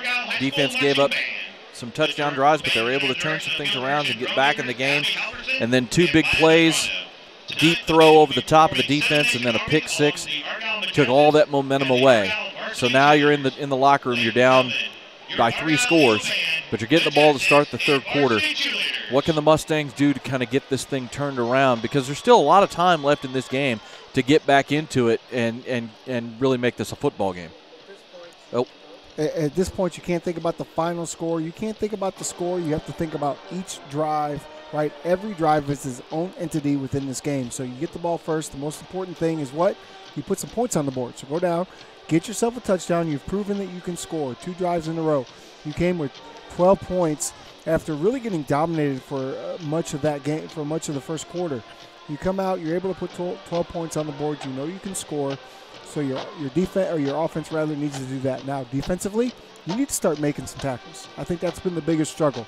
Yes, they've been getting dominated at the line of scrimmage at the point of attack, but they're missing too many tackles. They've done a good job from up the middle runs, but that passing attack has been a little bit of a detriment to the secondary. You've given up 3 big passing plays. And then the run game has been there for Argyle as well, because of so many missed tackles, particularly on the edge.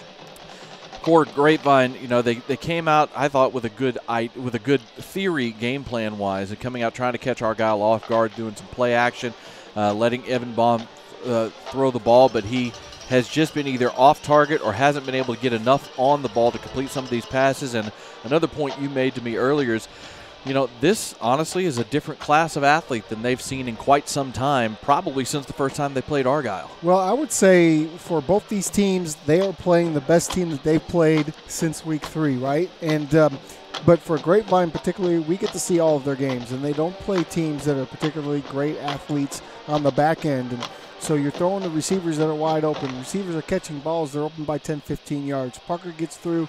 Parker Polk, he gets through the first wave of tacklers. There's no one there to catch him most of the time. Tonight, that's certainly not the case. The safeties are disciplined.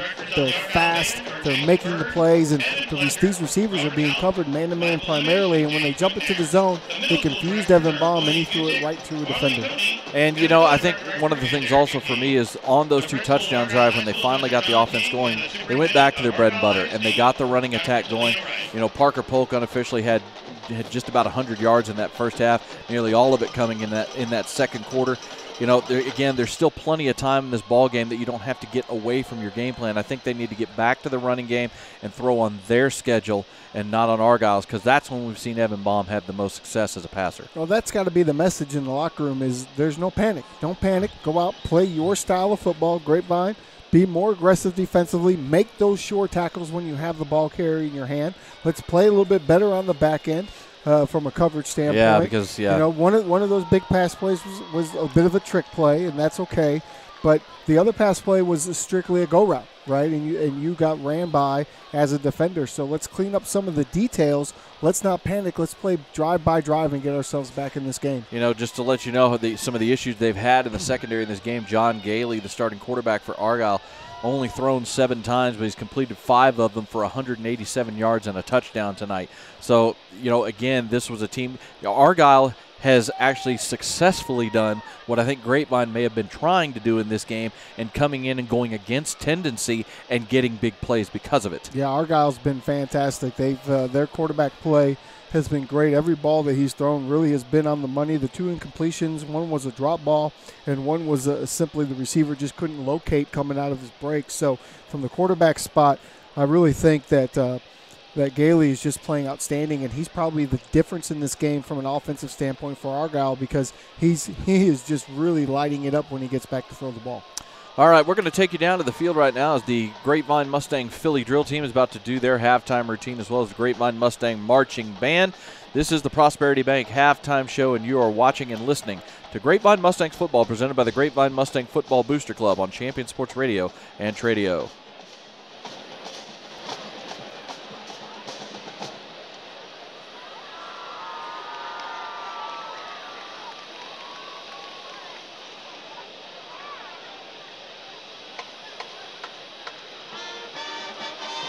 Good evening, ladies and gentlemen. It is my distinct pleasure to welcome you to Halftime Mustang Style. For your halftime entertainment, Grapevine High School is proud to present the award-winning Fabulous Philly officers in their grand entry performance. The officers from left to right are Lieutenant Katie Benson, First Lieutenant Emily O'Neill, Captain Avery Miller, Lieutenant Claire Phillips, Lieutenant Lexi Jackson. The social officers are President Rhea Srinivassan, Vice President Ella Crenshaw, Philanthropy Chair Molly Hilton, Chancellor Emily Daniel, Secretary Haley Munoz, Historians Sarah Randolph, and Social Media Administrator Kathleen Maniloon.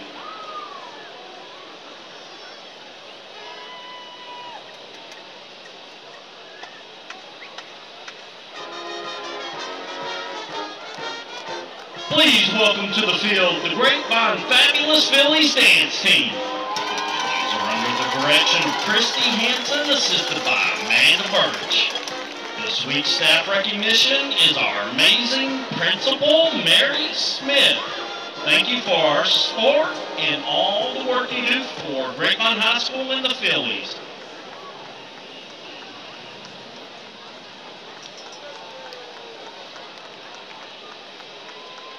This week's Spirit Girl is Rhea Srinivassan.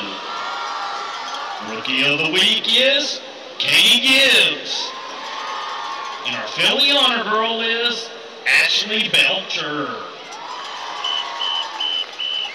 The Phillies will be performing the cheerful routine to Jingle Bell Rock.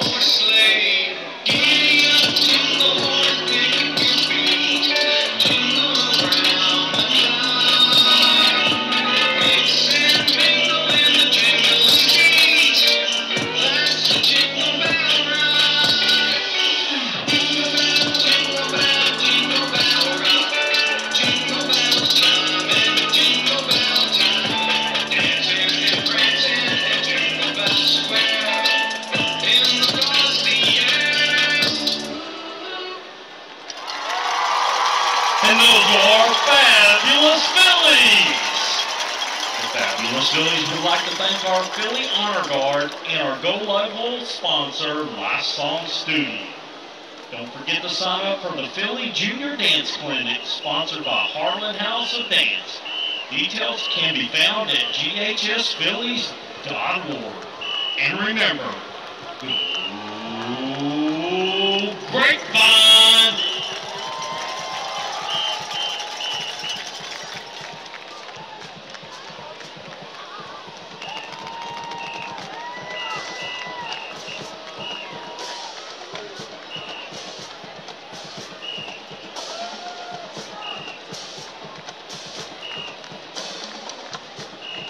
Now, ladies and gentlemen, please welcome to the field the Grapevine High School Mustang Band.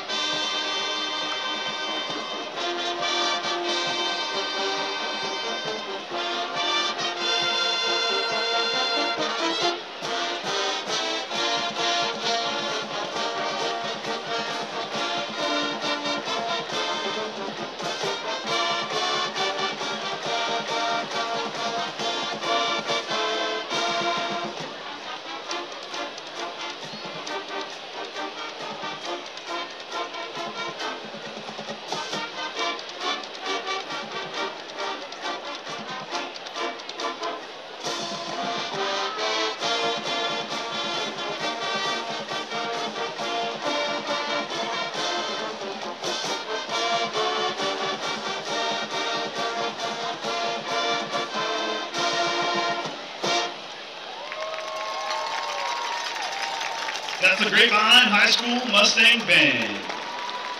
Tonight they perform Jingle Bells, followed by the GHS Fight Song. The Mustang Band is under the direction of William Redd and James Reese. Assistant directors include Brooke Irby, Richard Drury, Justin Draper, and Austin Von Callow. Drum majors are Audrey Lucky and Andy Sinthilkumar. The Grapevine Mustang Band's corporate sponsors include Super Surface Incorporated, Turner Fortune Real Estate, Phoenix Signature Builders, Booyah Burger Colleyville, Intex Landscaping, Tapple CPA and Advisors, HTO Grapevine, JS Ground Engineering LLC, Luxor Jewelry, Skin Lab, and Fajita Pete's Colleyville. Thanks again to our sponsors, community, and administration for your continued support. And as always, go! That was the Grapevine Mustang Philly Drill Team and Grapevine Mustang Marching Band. We're going to take a break. When we come back on the Prosperity Bank Halftime Show, we'll have some stats for you and get you ready for the start of the third quarter. This is Grapevine Mustangs Football, presented by the Grapevine Mustang Football Booster Club on Champion Sports Radio and Tradio. This broadcast is under the direction and is copywritten by Champion Sports Radio. Any rebroadcast, retransmission, or use of the audio stream, and any and all other use of the accounts of this broadcast without the direct written consent and permission of Champion Sports Radio is strictly prohibited. All rights are reserved by Champion Sports Radio and ChampionSportsRadio.com. This is a presentation of Champion Sports Radio, your home for championship broadcasts.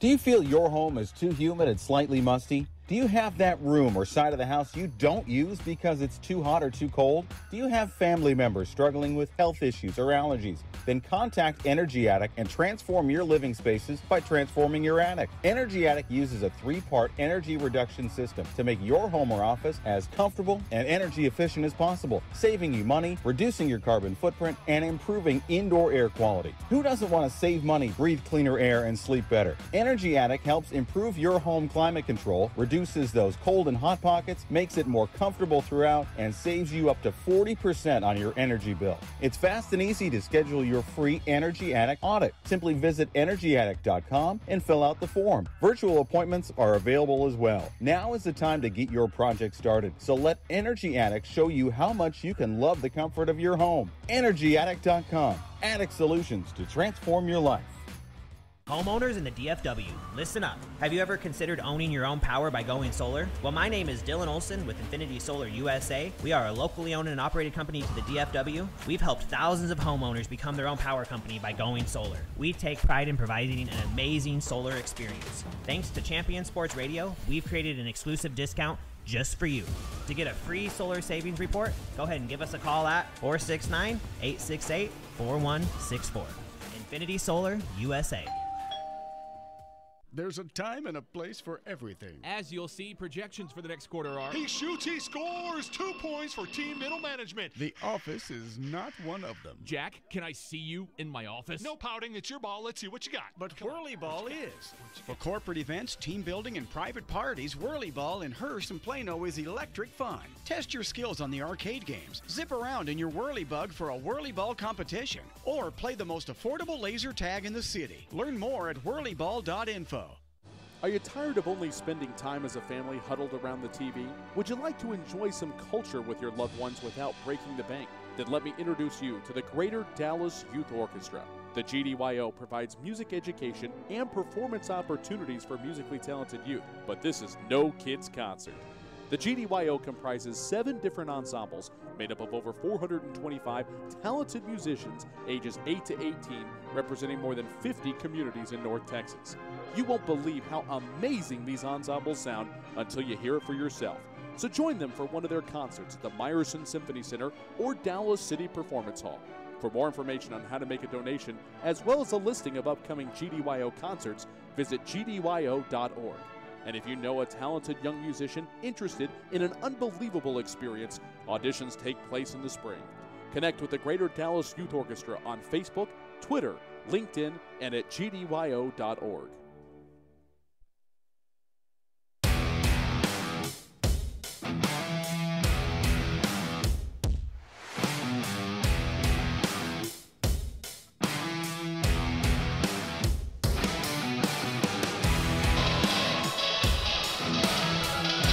Jacob Dedamore and Tim Smith back here with you from Dragon Stadium in Southlake. Your halftime score in this Region 1 semifinal in 5A Division 2, the top-ranked Argyle Eagles 30, the number 4 ranked Grapevine Mustangs 12. As we look at some numbers here from halftime, it's actually, there's not a big difference between the two teams. 256 total yards for Argyle, 194 for Grapevine. The big difference has been the big plays.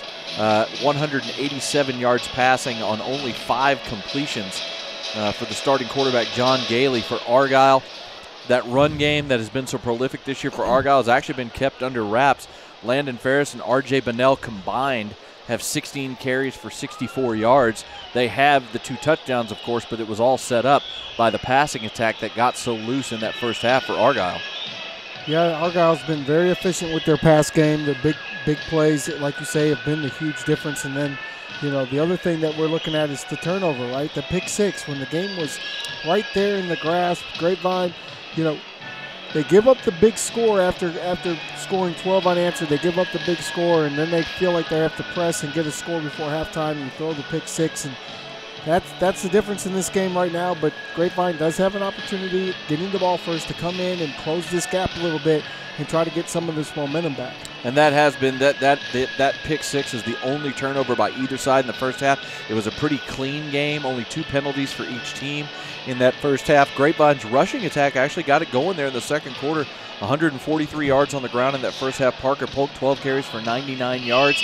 They got things going, but they just it almost seems like almost every mistake that Grapevine has made on either side of the ball, they've been made to pay for it by Argyle in this ball game. Yeah, it's a different, we talked about it during the break, a little bit of a different class of athlete there over at Argyle that Grapevine is used to playing on a week-to-week basis.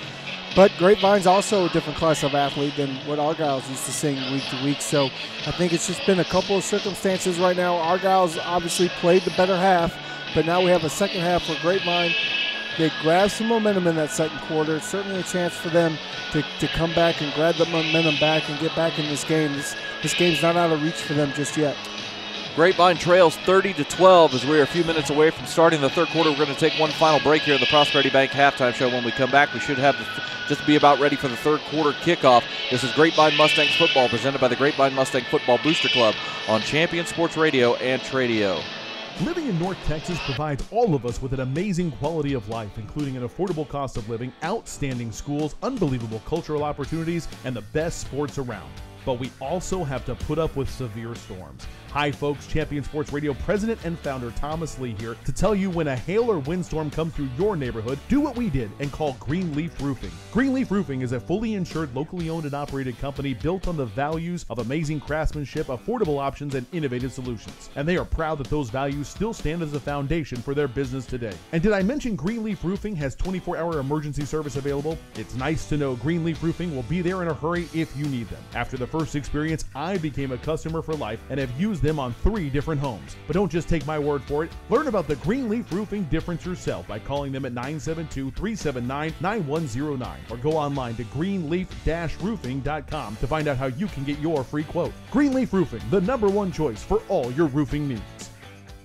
Do you feel your home is too humid and slightly musty? Do you have that room or side of the house you don't use because it's too hot or too cold? Do you have family members struggling with health issues or allergies? Then contact Energy Attic and transform your living spaces by transforming your attic. Energy Attic uses a 3-part energy reduction system to make your home or office as comfortable and energy efficient as possible, saving you money, reducing your carbon footprint, and improving indoor air quality. Who doesn't want to save money, breathe cleaner air, and sleep better? Energy Attic helps improve your home climate control, reduces those cold and hot pockets, makes it more comfortable throughout, and saves you up to 40% on your energy bill. It's fast and easy to schedule your free Energy Attic audit. Simply visit energyattic.com and fill out the form. Virtual appointments are available as well. Now is the time to get your project started. So let Energy Attic show you how much you can love the comfort of your home. energyattic.com. Attic solutions to transform your life. Hey everybody, this is Chris Daly from LoneStarGridiron.com, the authority on Texas high school football. Quick question, did you play Texas high school football? If you did, it doesn't matter what school, it doesn't matter what year, we want to honor you at Lone Star Gridiron.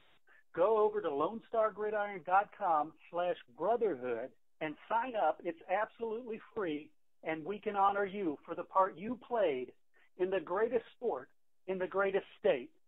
What does the 50th anniversary of Title IX mean? It means I'm valued, I'm empowered, I can do anything. It means I'll pave the way for every girl who plays high school sports in the future, just like every female student, coach, official, and administrator blaze the trail for me, because every student deserves the opportunity to play.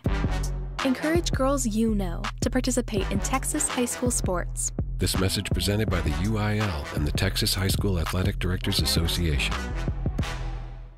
Stay up on all the latest news about the teams you care about and know when your favorite games are on the air thanks to Champion Sports Radio social media. Follow us on Twitter at Champion Sports, like our Facebook page at facebook.com/championsportsradio, or look for us on Instagram at Champion Sports Radio. Tell us why your team will win this week. Share when your favorite athlete is named Player of the Week, or brag about what your school alumni are up to now. That's on Twitter at Champion Sports, facebook.com/championsportsradio, and on Instagram at Champion Sports Radio. Your home for championship social media.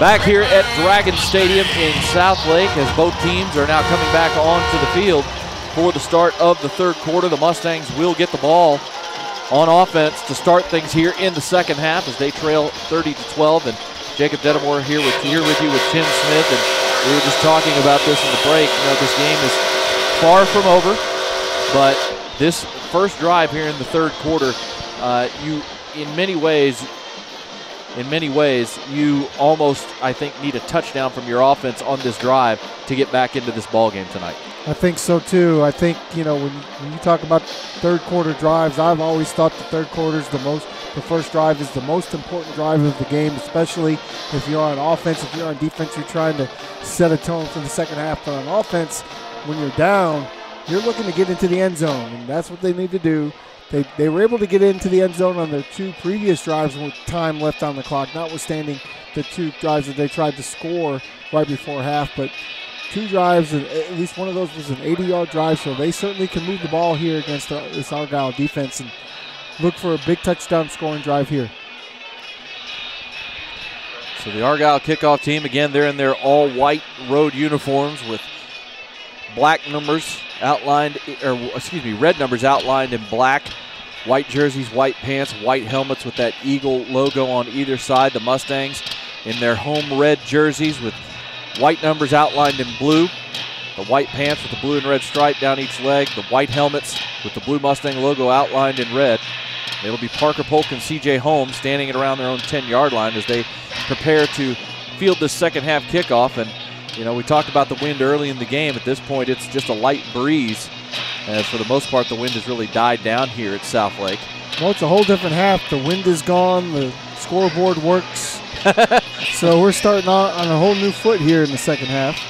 Well, that's what the Mustangs need. They need a whole new foot here to get things going in this third quarter as they trail by 18 points to the number one team in the state. Speaking of feet, I don't think we definitely will not be seeing Rondell Carradine anymore tonight. Nope. He's on crutches on the sideline. He's still in full gear, but on crutches, no helmet. So Rondell, we certainly don't expect to see him anymore this evening. On a tackle from behind on the second drive of the game, injured his leg, was helped off the field and has been on crutches ever since. Little pooch kick to start the third quarter, and the fair catch call is made by Sammy Kelly inside the 20.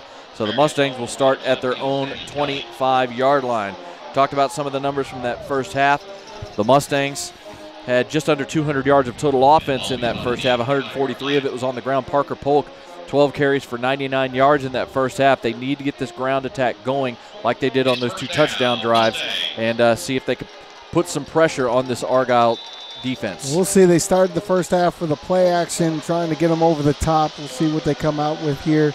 First play of the second half. They go with two H-backs, one on each side. Parker Polk in the pistol, one receiver to each side on first down. Snap back, hand off to Polk, going over right guard. Solid gain of about 4 yards out to the 29. That's been one of the things about the run game tonight. The run game, they popped a couple of nice ones, but it's been a very workmanlike ground attack, getting 3, 4, 5 yards a carry. And again, 4 times 3 is 12. So that's all you need to do to keep drives alive. They've had some issue when they've tried to get outside on their speed option. They haven't really been able to pitch the ball to the speedster running in the corner. But Argyle has played that speed option look so extremely well tonight on defense. Power pistol look here on second down with a receiver to each side at the 29-yard line. Snap is back. It's the speed option. It's a pitch out to Polk. The block is made on the outside, but a great job fighting off the block as Hank Miller had his block on the outside. But number 8, Devin Owen, who had the 35-yard pick six late in the second quarter, fights off the block and makes the tackle on Parker Polk and drops him for a loss of a yard. Well, right on cue, we were just talking about the lack of ability to run the speed option tonight, and there it is again. We can see that Argyle's very, very fast on defense, and they're able to spread that out to the sideline and just know where to go for Parker. 3rd and 7 now at the 28-yard line. 4 wide look. Snap back. Baum looking to throw. He fires it out. It's caught by Burns. First down, and it's going to be out at the 36. Thought there might have been a face mask, but no flag came out. But it's a great catch on a slant from Darius Burns out to the 37, a gain of 10 and a first down. Burns having a bigger role tonight with Carradine going down early in this one. And he's doing good. He's stepping up and doing what he's asked. 2 big catches so far in this one. 1st and 10 for the Mustangs at their own 37 on the first drive of the third quarter. 2 receivers out to the left side with 2 tight ends on the right side. Pistol formation. Hand off to Polk on first down. Polk trying to get around the corner. Gets out past the 40, out to the 43. Nice gain of 6 yards by Parker on first down. Make something out of nothing. That's what Parker does so well, and it's good to see him. Every time he gets the ball on first down, he's getting 4 to 6 yards, and that's how you stay on schedule as an offense, and that's what they were doing on those 2 drives where they had back-to-back touchdown drives, and here they are with that same sort of tempo. 2nd and 4, they go full house backfield out of the pistol this time with a receiver to each side.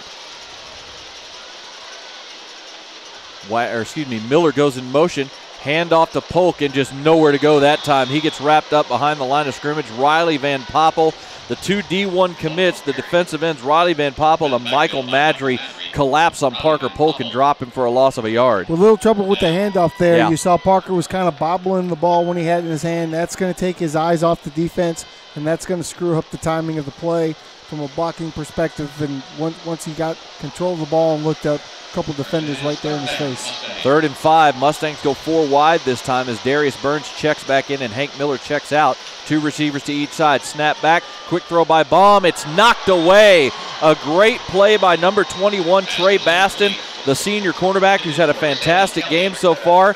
Breaks on the route, the little hitch route from Caden Cook, and just gets a hand in there and knocks the pass away. Well, that's a ball that you'd like to be thrown on the outside shoulder. It's thrown to the inside shoulder and allows the defender to make a play. They're in that little soft zone underneath, and again, Baum's going to have to start to learn to place these balls in this zone away from the defenders and not inside like that. So the Mustangs get a first down, but then are forced to punt, and they run a fake here on 4th down, and Reed Watkins takes it. It's very close. Watkins, as the upback, took the snap, and they look like he is just right to the stick. The linesman comes in and marks it. We'll see if they call it or if they measure, but Reed Watkins, the Mustang coaching staff, goes with the fake, and they're not even going to measure. They're going to give Watkins the first down. Reed Watkins goes over right tackle, taking the snap as the upback on the punt team, and gets the 5 yards he needs to keep this drive alive. We haven't seen a lot of that out of Grapevine this year. We have they not. have not put that on tape. Haven't needed to. Not at all. They haven't, and you like that. A little bit of trickery here early in the third quarter, and they know they need a score. So 1st and 10 for the Mustangs now at their own 47. Pistol formation with Polk behind Baum on first down. Snap back, hand off to Polk. He's got room up the middle into Argyle territory and inside the 45, down to about the 43, but a flag is down right at the line of scrimmage on the snap. The line judge on the far side of the field threw it right at the snap, so that usually says either offsides or illegal formation.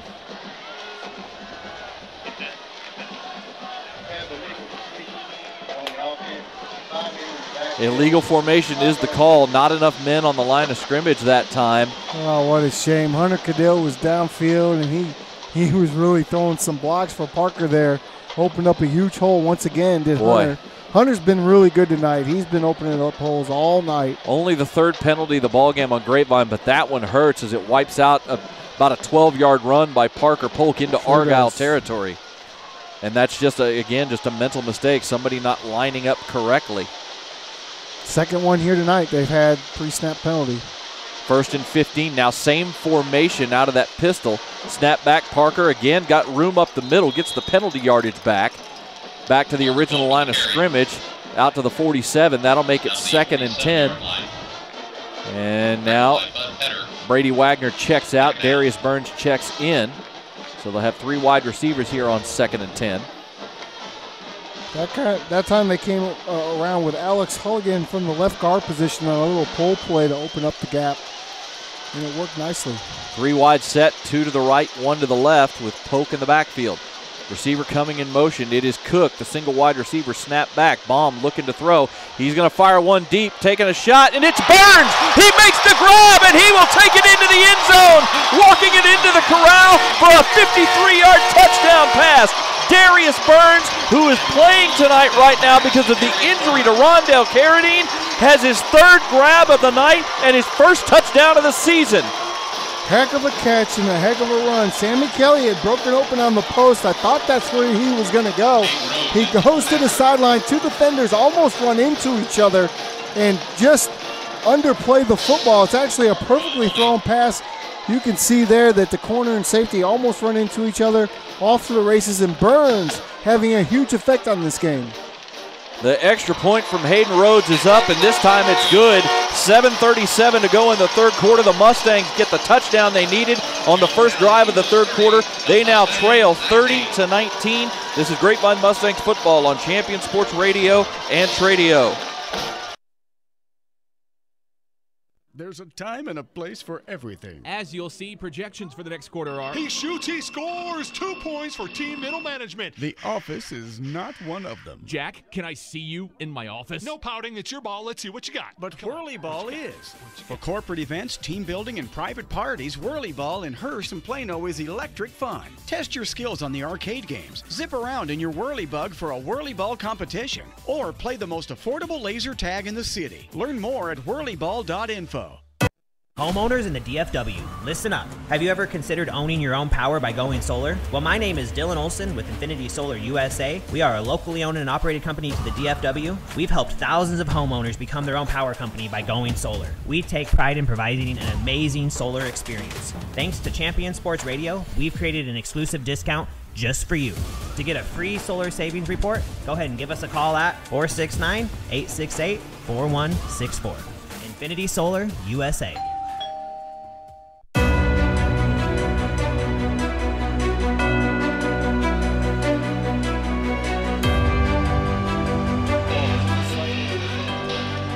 Darius Burns came into this game tonight with only 1 catch for 3 yards on the season, but he just made his 3rd grab of the night for a 53-yard touchdown, his 1st touchdown catch of the season.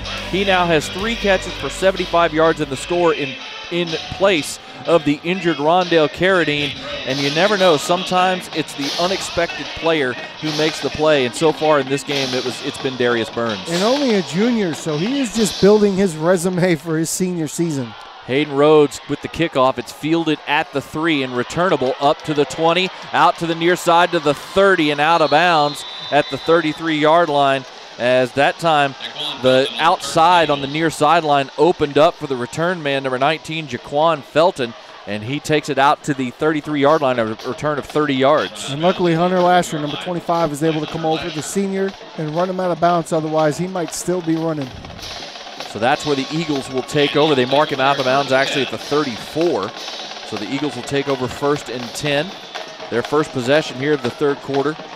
The Mustangs now trail by 2 scores, 30-19 is your score. 1st and 10, handoff up the middle and almost to the 2nd level. Great tackle from behind. That was Latham Way. No, yes, it was. The middle linebacker and senior Latham Way gets a hold of the shoulder pad of Landon Ferris and limits him to only a 4-yard gain. Looked like it was going to be a lot more. Here comes the tempo from Argyle. 2nd and 6 at the 38-yard line now. Snap back, play action, looking to throw, near side pass is caught up at the 45. Darion Burns, who's in at corner on this play, makes the tackle on number 5, Will Hodson, but it's enough for a 1st down. Burns simply fell down on the curl route. It was a good route by Argyle there, by the Argyle receiver, but Burns falls down, able to get back up and make the tackle. Gain of 8, 1st down at the 46. Two receivers to the right, single receiver left. Now Gailey looks to the sideline for a new signal. Landon Ferris in at tailback with the tight end Hunter McFall lined up as an H-back here on first down. Snap back, handoff up the middle to Ferris, dances, breaks to the outside. He's got room inside the 40. He's knocked out of bounds, stepped out barely at the 33 as Drew Nelson got just enough of a piece of Landon Ferris to knock him out of bounds at the 33-yard line. It's a gain on the play of 16 yards, and it moves the chains. Whatever it is, it's too much. It's too much. That's too many yards. That's exactly right. You need a huge stop here by the defense. Snap back on first down, play action. Gailey looking to throw. He's going deep this time, and that pass is intercepted. Underthrown ball. Drew Nelson playing center field. Goes up and picks it out of the air, and the first turnover of the night for the Mustang defense kills an Argyle drive, and the Mustangs will take over at their own 5. We said it earlier in the game. Drew Nelson sets the tone for this defensive backfield. He makes tackles in the backfield. He makes tackles in the secondary, and now he gets himself an interception just playing center field. A poorly thrown pass there. Yeah. And a great play by Drew Nelson. By far the worst throw of the night from John Gailey. He was throwing a deep post to Will Hodson and just really didn't look like he really stepped into that throw and didn't get enough on it. Easy interception for Drew Nelson. 1st and 10. 3 wides, 2 to the left, single receiver to the right, receiver coming in motion now. Snap back, hand off to Parker Polk. Kind of pushing the pile, not much room, only going to get about a yard, maybe 2, out to the side. That was, that was Reed Watkins. That was Reed Watkins, 34, not 4. Now Reed will check out, and Hunter Wagner will check in. Well, you love the interception, but you hate starting at your own 5-6 yard line. That's never fun. Only a gain of a yard, 2nd and 9 at the 6. Parker Polk now in the backfield, snap back. And hand off to Polk. He's just kind of moving the pile. They're going to move it out to about the 9, so give him 3 yards. And that'll set up now 3rd and 6 for this Mustang offense. Yeah, this is not where they want to be. They, not getting 4 yards on the first 2 carries combined. Now you're in 3rd and medium, 3rd and 6. With the run game not really taking light flight this evening, especially on the outside runs. This is typically where they like to run that speed option look. They actually give him credit almost out to the 10, so it's going to be 3rd and a long 5 from just inside the 10. 2 receivers to the left. Wagner moves in motion to the left side from the right. Snap back, play action, ball looking to throw. He's going to fire one deep, has a man open, caught by Caden Cook, and he's loose. He's to the 40, he's to the 30, the 20, the 10, and he will walk it into the corral for a touchdown. Caden Cook takes it to the house from 90 yards out, and the Mustangs are back within a score. Caden runs a little seam route, puts his hand up like Randy Moss early, and look at Baum with a perfect strike. Not too much there that time. He put it right on him, and the guy that makes all the blocks downfield that we see the running backs like Parker running for big scores, that time gets himself a big touchdown catch. Grapevine right back in the ball game. The 2nd catch for Caden Cook of the ball game. This one goes for 90 yards and a massive touchdown for Grapevine as they turn their turnover into points. The offense is going for 2 here. Snap back to Baum. He throws a little lob, and it is caught! What a catch! Brady Wagner makes a diving catch in the end zone, and the Mustangs are back within 3. It is 30-27 as Brady Wagner makes a huge catch. He runs a little sluggo from that slot spot. He runs a little slant and go, and what a throw. And Brady Wagner's still down. He's slow to get up. He landed on his back. You hope he just had the wind knocked out of him. Brady Wagner went diving backwards, back parallel to the ground to make that catch over his head. He did pull the ball in, but now he's getting looked at by the trainers. What a huge grab by Brady Wagner, who came into tonight with only 4 catches. He had a touch, and he is up, and he looks like he's okay. So he's coming off, jogging off the field under his own power. So the Mustangs get the turnover on the interception by Drew Nelson, and on 3rd and 5 from their own 10, Evan Baum hits Caden Cook in stride on a seam route. The attempted tackle by number 19 of the defense, Jaquan Felton, is missed, and Caden Cook trots it into the end zone for the touchdown. It's Caden's 3rd touchdown of the season. He now has 2 catches tonight for 111 yards. and this all-important score? Well, I would say Caden has more touchdown ceiling blocks for big runs this year than touchdown catches, but when he's called upon, he's going to deliver. He's made big third down catches all year. He's made big catches all year. That one goes for a touchdown. Fantastic. You're within 3. You've dominated. Grapevine has dominated this third quarter so far with 5:27 left. We saw at the end of the first half how quickly things can turn momentum-wise when Argyle hit a big pass and got a turnover for a pick 6. Grapevine has essentially done the same thing here in the third quarter, hitting a big pass for a touchdown to Darius Burns, getting the interception from Drew Nelson, which turned into a 90-yard touchdown pass from Caden Cook, and we have a football game now, folks. You can feel it and see it. The Argyle fans on their butts sitting across the way, but the Grapevine fans on their feet on this side of the field. The kickoff is high. It's caught at the 5-yard line, and the fair catch signal was made, and so it'll be 1st and 10 for the Argyle Eagles at their own 25-yard line, as now their offense comes back out on the field and tries to see if they can stem the tide of this momentum that the Mustangs have taken complete control of. Well, the way this offense for Grapevine has been playing here tonight, you are one stop away, Grapevine's defense is, from presumably taking the lead here tonight. So this is a big moment for the Grapevine defense. They need to stop. 1st and 10 for the Eagles at their own 25. They're going to start out in this possession with 2 receivers on the left, single receiver on the right. It is number 11, R.J. Bunnell, in at tailback on this series. Snap back, handoff to Bunnell. He's gotten out past the line. He's into the second level. Up past the 35, turning upfield to the 40, to midfield and into Grapevine territories. R.J. Bunnell finds a hole, exploits it, breaks it to the outside, and gets all the way to the Grapevine 45 for a 30-yard run. Just one play, and Argyle snaps it right back, right? Some of that momentum as they get a huge run. Now that's got to be their biggest run of the night. We don't have the I believe it is their biggest run of the night, yardage-wise. Huge run from R.J. Bunnell there, the leading rusher for this Argyle team. It's 1st and 10 for the Eagles at the Grapevine 45. 2 receivers right, single receiver left. Snap back, handoff again to Bunnell.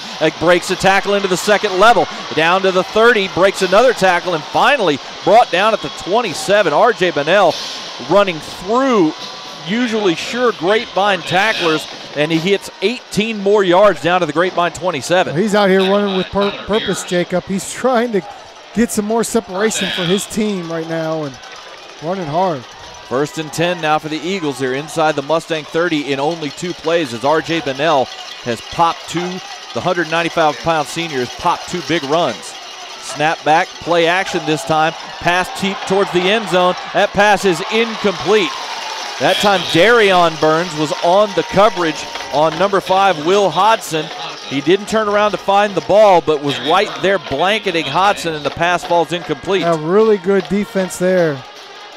I mean, just man-to-man, no safety help, and a little bit of contact, but you like that. You know what you see out here, you have Darion Burns out here in Redmond Webb's normal spot. I really think that's probably a speed thing.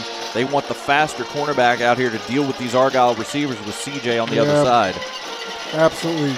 There was definitely some issues out there at corner, and they're trying to fix that with a little bit of adjustment. 2nd and 10, handoff to Bunnell. Gets a little bit up the middle this time. About 2 yards, maybe just a hair over 2 yards down to the 25-yard line. As that time, I believe that was Ty Hohenberger along with Leighton Towery on the stop. Third down and 8 now to 25. Argyle running tempo. Grapevine showing blitz as C.J. Holmes kind of sneaks down a little bit from his corner spot, now backs out. And now Gailey checks to the sideline for a new signal. 3rd and 8. Grapevine still showing blitz. Here it comes. Handoff to Bunnell, and he's got room. He's inside the 10 and it brought down, and no, he won't. He's going to make it into the end zone. The Mustangs showed blitz from the outside. They brought it, and a draw play popped right into the second level, and Argyle answers back immediately with a 25-yard touchdown run from R.J. Bunnell. R.J. Bunnell, he owned that drive, right? He came out running hard, running fast, running angry. And that time runs over a couple of defenders to get himself in the end zone. And now Grapevine's offense, they're going to have to come down and do it again. Extra point team is on. The kick is up, and the kick is good. 4:22 to go here in the third quarter. This third quarter brought to you by our friends at Classic Chevrolet. Classic Chevrolet, relax, enjoy the difference. It's 37-27 Argyle. You're watching Grapevine Mustangs football on Champion Sports Radio and Tradio. Do you feel your home is too humid and slightly musty? Do you have that room or side of the house you don't use because it's too hot or too cold? Do you have family members struggling with health issues or allergies? Then contact Energy Attic and transform your living spaces by transforming your attic. Energy Attic uses a 3-part energy reduction system to make your home or office as comfortable and energy efficient as possible, saving you money, reducing your carbon footprint, and improving indoor air quality. Who doesn't want to save money, breathe cleaner air, and sleep better? Energy Attic helps improve your home climate control, reduces those cold and hot pockets, makes it more comfortable throughout, and saves you up to 40% on your energy bill. It's fast and easy to schedule your free Energy Attic audit. Simply visit energyattic.com and fill out the form. Virtual appointments are available as well. Now is the time to get your project started, so let Energy Attic show you how much you can love the comfort of your home. energyattic.com. Attic solutions to transform your life. Back with the kickoff here. It is caught and fair caught by Parker Polk at the 11-yard line, so the Mustangs will start at their own 25-yard line. Well, that was exactly the kind of answer that Argyle needed and got, as R.J. Bunnell, his first possession of the second half at tailback, came out and just was running through Grapevine defenders. He carried the ball 4 times for 75 yards, the final one punching it into the end zone from 25 yards out. First time that we've really seen Argyle chew up yards like that on the ground. Now, the first drive, obviously, they got down to the 5 before the turnover. So their defense from Grapevine is going to have to figure out a way to get some stops still in this one if they want to play next week. Here comes this offense. They've been exciting. First and 10 at the 25, pistol formation, Polk in the backfield, handoff up the middle, not much room there. A yard, maybe 2 that time, as getting around the legs of Parker Polk was the nose tackle, the defensive end, number 94, Darian Doyle. He's the second string defensive end, 6'3", 240-pound senior. Plays behind Michael Madry. Makes a good stop on Parker. They're going to give him about 1.5 yards, so it'll be second and a long 8. This time, receiver to each side. They go with the power pistol formation with Polk and Watkins in the backfield. Hank Miller now steps up as an H-back out of the formation on the left side. Snap back. Speed option. Little pitch out to Polk, and he's not going to get the corner that time, as again, fighting off the block of Caden Cook was number 18 for the defense, Parker Phillips, and he makes a great tackle on the outside. Yeah, the speed option just hasn't been there all night for Grapevine. Well, and there's been a couple of times, and I think we saw it again right there, Parker Polk a couple of times, I thought maybe he should have cut inside the block, but he tried to get to the corner instead, and I think if he cuts it up a couple of times, there's been some really big gains there for him. 3rd and 7 at the 28-yard line. Snap back, Baum looking to throw. He's going to dump it off to Polk, and Polk's going to get the first down out past the 40. He just leaked out of the backfield that time, and nobody went with him, and it was an easy little pitch and catch. Polk turned it upfield and gets knocked out of bounds at the 40 after a 13-yard gain. I think that's the first time tonight that they haven't had a set of eyes on Polk wherever he goes. He's been followed around tonight. That time nobody spies him. Yeah, nobody sees him. I think that was just a mistake by Mirabel that time. He just didn't go with Parker Polk, and it left Parker open in the flat. 1st and 10 at the 40 now for the Mustangs. And we had movement, and I saw it myself. It was Hank Miller lined up as the up back, had a little juke, and that's going to back it up 5 yards to the 35-yard line. 3:29 to go here in the third quarter. The Mustangs are back in this ball game. They came out, got a touchdown on a 53-yard touchdown pass to Darius Burns on their first possession of the second half. Next possession, the Mustangs got an interception from Drew Nelson on a deep pass attempt from Argyle. Started at their own 5 and then got a 90-yard touchdown pass to Caden Cook. But the Eagles answered right back with a 75-yard touchdown drive to make it a 10-point game. 1st and 15, handoff. Polk up the middle, got room out past the 40 to about the 43-yard line. That was Reed Watkins. Sorry, that was 34 again, not 4. Strong run by Reed, and he's out with 8 yards to the 43. Argyle is out there, and they are hitting. Well, they are punishing these running backs play after play. This is a big, fast, athletic football team that Argyle fields out here. 3 Division I commits on the defense. They've got 2 Division I commits on their offense. They are a machine of a program. Second down, handoff, and Polk gets blasted in the backfield as something we have rarely seen this season. Cy Owen, the senior captain and center, just got knocked back off the ball by number 94, Darian Doyle, and Parker Polk got hit for a loss of 3 yards back at the 40. And there just hasn't been a lot of room for this run game. We've only seen Parker really get that one big run outside of his 4 to 5 yards. He's been getting on a majority of his carries, but that big pop hasn't been there tonight. Snap back on 3rd and 10, 4 wides in the formation. Pass is caught by Sammy Kelly, and it's going to be a first down. Sammy Kelly, what a phenomenal grab that was, as he literally stepped in front of the defender and not only saved an interception, but made the catch for the first down at midfield as he stepped right in front of number 42, the linebacker, Caden Yates. I'm not sure what Evan Baum saw. I'm not sure how that wasn't intercepted, but great job by Hayden to bring that ball in. And it wasn't intercepted because Sammy Kelly took it away from the linebacker, Caden Yates. What a catch. 1st and 10 at midfield for the Mustangs. Snap back, handoff to Polk. Not much room again. Going to get a yard at most, as that very strong defensive front for Argyle is really showing their wares in these middle runs right now. They are. They're not wearing down. They're not getting tired. They're not getting leaned on. They're winning the battle at the point of attack there at the line of scrimmage. I mean, they're using at times, they're using Darian Doyle checking in to let either Madry or Van Poppel move into the nose tackle and going with 3 athletic guys up on that 3-man front. 2nd and 9 at the Argyle 49-yard line, 1:27 to go here in the 3rd quarter. Snap back, Baum looking to throw. He's going to roll to his right as he gets pressured. Still looking, and he's going to fire it. It's caught by, bobbled and incomplete. Polk was standing on the sidelines waiting on the throw and just bobbled it and dropped it. And he was trying to keep his feet down, I think, as well, and bracing for the big hit that was coming his way. All things bad in that recipe, and now we've got a long 3rd down. Yeah, that's unfortunate. That would have been a good 5-yard gain right there. Would have set up, 3rd and manageable. Now it's 3rd and 9 now at the Argyle 49. We'll see if this is 4-down territory or not.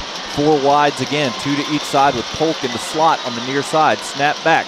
Baum looking to throw again. Now he's getting rushed. Van Poppel coming in and chasing him, and that ball's just thrown away. Evan Baum didn't have time to really find anybody open, as that 3-man front just can wreak havoc, and that time it was Riley Van Poppel who got through the protection and forced Baum out of the pocket, and all he could do was get rid of it. Yeah, I mean, smart play by Evan Baum. Live for a next play, because the worst thing you want to do is throw that to the defense. Now the referees are going to talk about a possible grounding play here. Yeah, they're saying he may not have gotten that ball. He was out of the pocket for sure, but the question is did he get it past the line of scrimmage?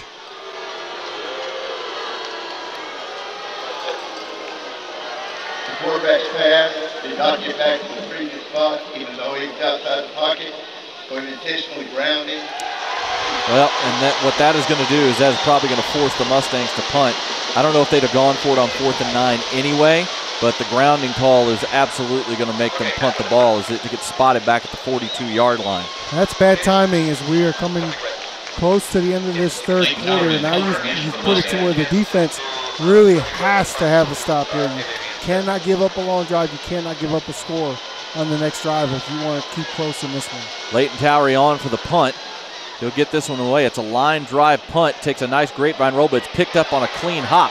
Up to the 25, 30, out to the 35, and tripped up. That time is number 13, Will Krzyzak. As you got the roll you wanted, but unfortunately you got a big hop right to Krzyzak, and that allowed him to return the ball all the way out to the 36-yard line, where the Eagles will take over. A lot of balls have been bouncing the way of Argyle tonight. A lot of things have been going their way. We do have a flag, though, a block in the back against Argyle back inside the 20, so never mind on the return. So the Mustangs do get what they wanted out of that punt. It's going to pin Argyle inside their own 10 with 59 seconds to go here in the 3rd quarter to start this drive. As you said, Tim, Mustang defense needs to come up with a stop as they trail now by 10 points, 37-27. You have to imagine Argyle might slow down that tempo a little bit now, too. And be okay with running some more time off the clock, especially the way Grapevine's offense has been able to put points up. 1st and 10, snap back. It's going to be a handoff on first down and a big play in the backfield. Drew Nelson comes up to the line, penetrates, and drops Landon Ferris for a 4-yard loss back at the 5. Drew Nelson, he's really showed up tonight, right? He had the interception earlier. That's about his 3rd or 4th tackle in the backfield tonight. Good job of setting the tone for this drive by Drew Nelson. 2nd and 14. He just beat the block to the inside by the tight end of Hunter McFall, got into the backfield and dropped Hunter Ferris. 2nd and 14, back at the 5-yard line now. Snap back, play action, pass coming up, deep sideline route, and that pass is going to fall incomplete. Too far out in front of the intended wide receiver, Will Hodson. Again, good coverage that time by Darion Burns, who was with Hodson step for step. That change in corner at the outside cornerback position with some more speed has paid some dividends here in the 3rd quarter. And a really nice blitz there by Hunter Lasher off the edge. He makes it a very uncomfortable throw. John Gailey just not able to get anything on the back of that. He's not able to step into his throw because of the blitz. 3rd and 14 at the 5. Handoff up the middle as they're just trying to get yards, and not much for Ferris. He's going to get maybe 2 yards out to the 7 as once again Drew Nelson, along that time with Devin Thomas, make the stop. I think they were just trying to catch Grapevine off guard, see if nothing else, they could maybe get about 5 or 10 yards and give their punter more room. Well, they're back in their own, back in their own area, so you're definitely trying to be safe. But here we go. Parker in this Grapevine offense about to get the ball back. That will bring us to the end of the 3rd quarter. As we go to the 4th, the Mustangs will be looking to return a punt. They trail Argyle 37-27. This is Grapevine Mustangs football on Champion Sports Radio and Tradio. Living in North Texas provides all of us with an amazing quality of life, including an affordable cost of living, outstanding schools, unbelievable cultural opportunities, and the best sports around. But we also have to put up with severe storms. Hi folks, Champion Sports Radio President and Founder Thomas Lee here to tell you when a hail or windstorm comes through your neighborhood, do what we did and call Greenleaf Roofing. Greenleaf Roofing is a fully insured, locally owned and operated company built on the values of amazing craftsmanship, affordable options, and innovative solutions. And they are proud that those values still stand as a foundation for their business today. And did I mention Greenleaf Roofing has 24-hour emergency service available? It's nice to know Greenleaf Roofing will be there in a hurry if you need them. After the first experience, I became a customer for life and have used them on 3 different homes. But don't just take my word for it. Learn about the Greenleaf Roofing difference yourself by calling them at 972-379-9109 or go online to greenleaf-roofing.com to find out how you can get your free quote. Greenleaf Roofing, the #1 choice for all your roofing needs.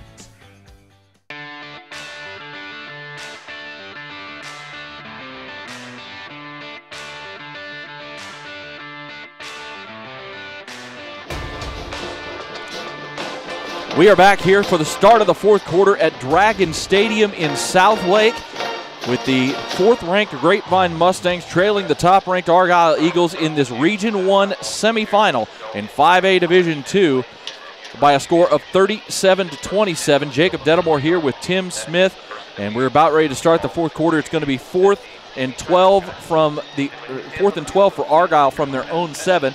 They will be bringing on the punt team, which means the Mustangs will get the ball here momentarily. Parker Polk is going to be back to field this punt. Right, we'll see where he actually lines up this time. They do go rugby style typically, does Argyle with their punts, but he's probably going to line up around his own 45. So the Mustangs should have great field position here to start this 4th quarter and try to get back within a score. Jacob, to quote the great movie Varsity Blues, there's 12 minutes for the rest of their lives right now, and here we go. Great is great is Come on, it's a matter of Texas, opinion. That's got to be a staple, right? There's definitely some memorable parts of Varsity Blues, but great is a subjective term. Okay, fair enough. I think you and I both would prefer Friday Night Lights. TV show or movie. Oh, the punt is dropped. The snap gets away, but the punt is going to be horrible. It's going to hit at the 20, but take a Argyle roll. But regardless, the Mustangs are going to take over inside the Argyle 30. The punter on the play that time, the punter is Trey Baston, one of the starting corners. He just flat dropped the snap in the end zone. He recovered in time to get the punt away, but it came off the side of his foot, only goes 21 yards to the 28-yard line. Yeah, it's a perfect scenario for Grapevine. If only they could have blocked it, would have been nearly better. Did. Hunter Lasher came in and nearly got a piece of it. Did. But the Mustangs had the ball first and 10 at the Argyle 28 with only 10 seconds gone in the fourth quarter. Split back set out of the pistol formation, 2 tight ends in. Snap back, handoff to Polk. He goes off the right side. He'll get inside the 25, down to about the 24, gain of 4 on first down.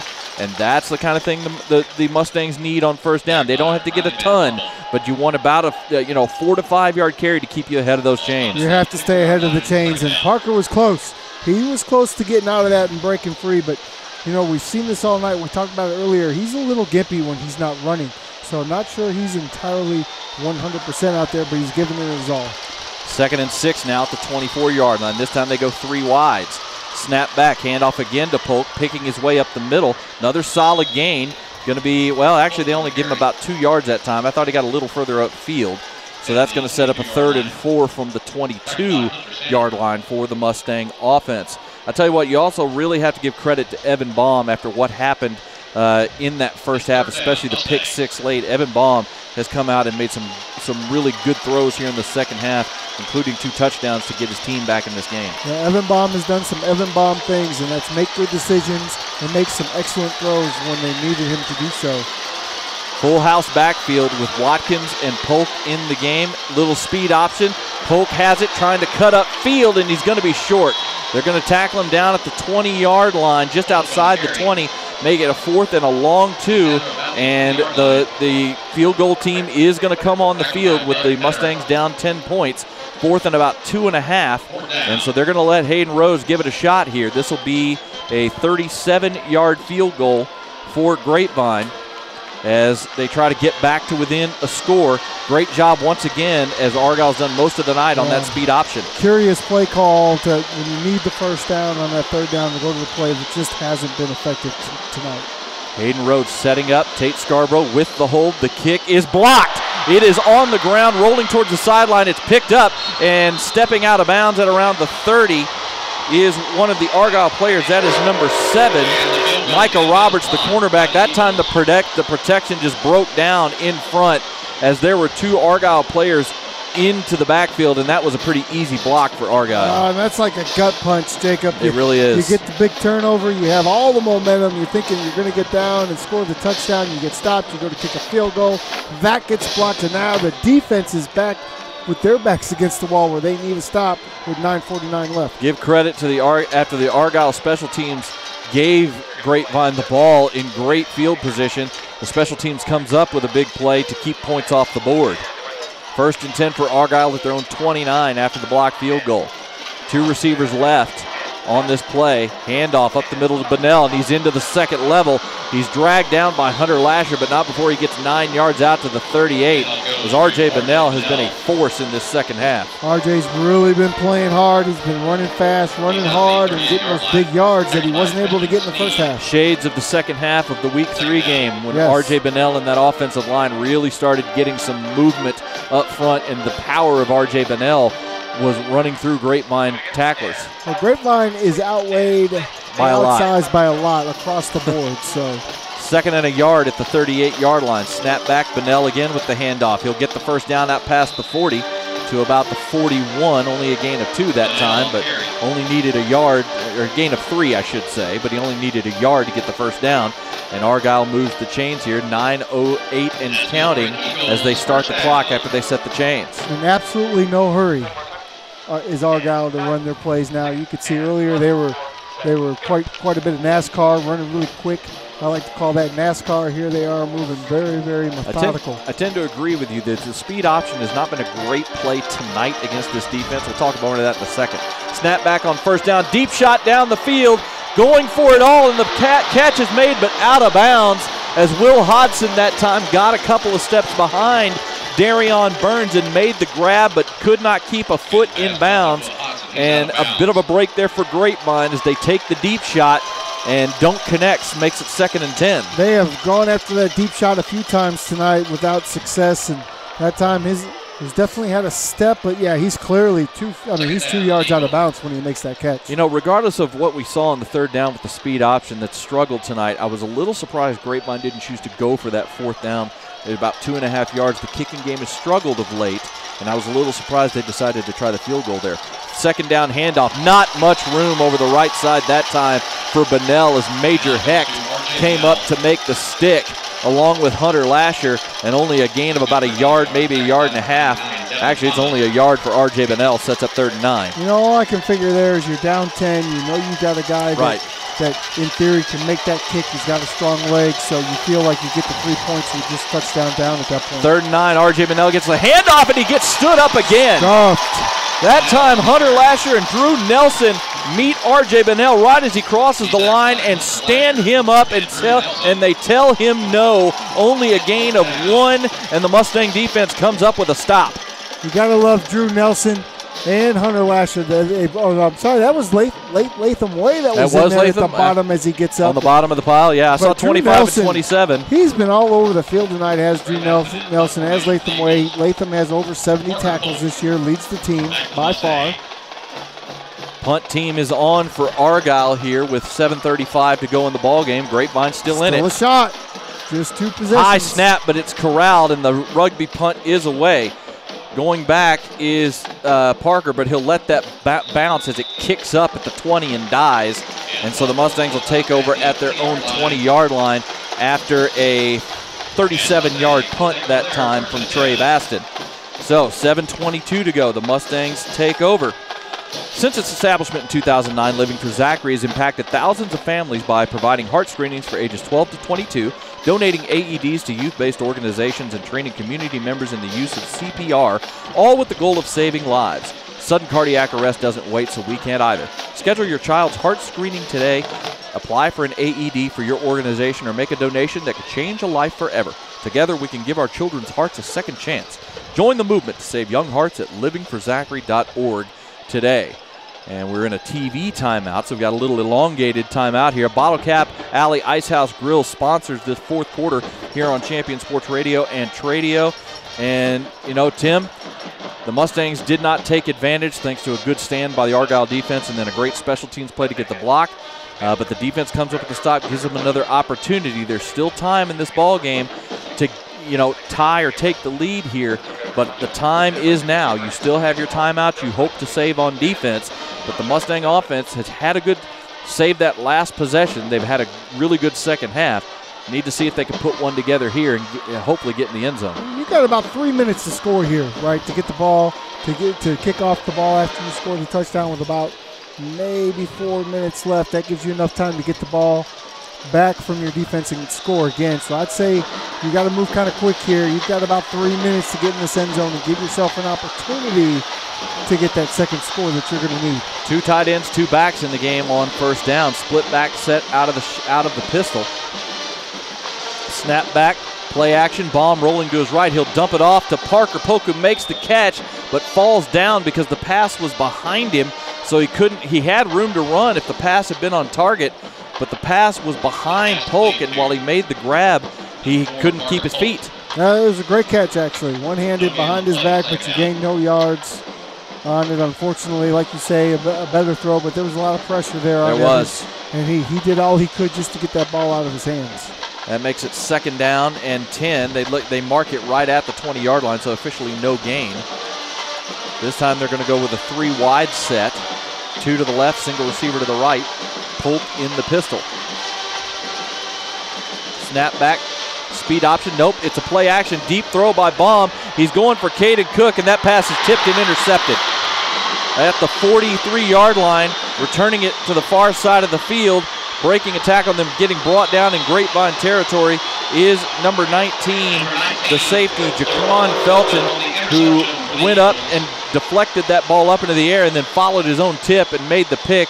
That time I think Evan Baum was just trying to do a little too much. Well, he just didn't have a chance. He does the little play action, and then you know this is a one receiver route is what it looks like. So he does his play action, he stands up and just heaves the ball far as he can, and you got to look downfield before you let that ball go and see that there's triple coverage back there. Yep. Just no chance for that play to have success. I mean, that was literally a 50-50 ball with 2 defenders and 1 receiver, and Cook went up for it but couldn't get his hands on it. 1st and 10 after the turnover. Handoff into the open field is Ferris. Makes a man miss and gets down to the 30 for a gain of 13 yards. That was the 2nd turnover of the ball game for the Mustangs. Both of them have been interceptions by Baum, and this one has a chance to maybe be the nail in the coffin if Argyle can score here. 13 yards by Ferris on 1st down, takes it down to the Grapevine 30. That run was almost the nail in the coffin. Hunter Lasher able to have his 3rd touchdown-saving tackle of the game. Gosh, this is once these running backs are getting into the 2nd level, they are so dynamic. Yeah, I mean, and it's 2 different styles. Ferris is more of the quick, make you miss guy with some speed, whereas Bunnell will just run through you. Yeah. 1st and 10 at the Grapevine 30. Snap is back. Handoff again to Ferris. He gets hit right at the line of scrimmage and dropped immediately as C.J. Holmes, along with Latham Way, make the stop for no gain to make it 2nd and 10. But unfortunately now the biggest enemy of Grapevine is the clock. As you mentioned in this 4th quarter, Argyle has completely taken the tempo out of their offense. Very willing to just let the play clock run. Well, absolutely. They don't see a reason why they're going to give Grapevine the ball back with more than a minute or 2 left in this one. 2nd and 10 Way now. though, he keeps going. He's a tackling machine. 2nd and 10. Snap is back. Another handoff to Ferris up the middle. Gets a couple of yards before he gets tripped up that time, as I believe that was Latham Way again. Yes. I mean, gosh, he's the blueprint for how to tackle from the linebacker spot. Only a gain of 2 that time for Ferris. Sets up 3rd and 8, 4:45 and counting here in the ball game.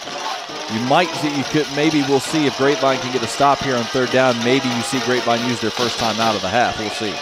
Then you wonder if we might see the strong arm quarterback Hackmarth come in to try to throw some deep balls. We haven't seen that in quite a while, but we have seen that this year where Hackmarth has come in for those deeper type of throws. So we'll see. 3rd and 8 now at the Grapevine 28-yard line.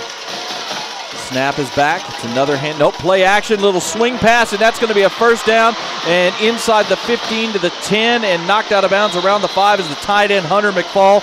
Brilliant play call by the Argyle coaching staff as they play action, the handoff up the middle. McFall leaks behind the formation on the snap out into the flat with nobody on him and gets it all the way down to the 5 to set up 1st and goal. Yeah, he's been blocking all day, and that time he just leaks out. Dalton Knapp doesn't even notice him leaking out. Gosh. Handoff to Ferris on 1st down. He's going to get wrapped up after a gain of a yard. May have jumped forward for 2 as Major Heck made the tackle that time. But man, I'll tell you what, right at the right moment in time, Argyle pulls one out of the playbook, and it goes for a big 23-yard catch to move the chains and keep the clock rolling. Yeah, and that's the proverbial nail in the coffin there. I mean, even if they're not able to score here, which you'd find unlikely considering how they've been able to run the ball in the 2nd half. 3 minutes and counting. 2nd and goal from the 3-yard line for the Eagles. Ferris still in the game at tailback, 3:30 and counting. Snap is back, draw play, and Ferris gets wrapped up behind the line of scrimmage this time as once again Drew Nelson coming in off the edge on the blitz drops Ferris for a loss of 2 yards. Drew Nelson has had a heck of a game no matter what the outcome shows in this night. Drew Nelson, Latham Way, Hunter Lasher, these guys have come to play. C.J. Holmes has not been thrown on one time tonight. He's, again, shut down corner over on that other side there. 3 minutes to go now, 3rd and goal from the 5. They stay in that 2 wide, 2 tight end formation with 2 receivers out to the right side. Snap back. They do the same play, and they're going to get a touchdown out of it this time. The same play we saw on 3rd down in the last set of downs. They run it again and get the same result as Hunter McFall just leaks out into the flat from behind the line of scrimmage, and this time the catch is right in front of the goal line, and he walks in for an easy score. Hey, fool me once, shame on you. Fool me twice, shame on me. 2nd time, nobody watches the tight end.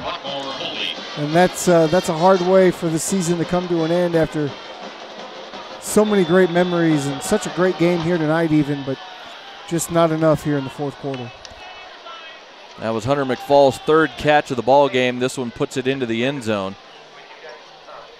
Extra point team on. The snap is down, the kick is up, and the kick is good with 2:47 to go in the ball game. It's 44-27 Argyle. You're watching Grapevine Mustangs football on Champion Sports Radio and Tradio.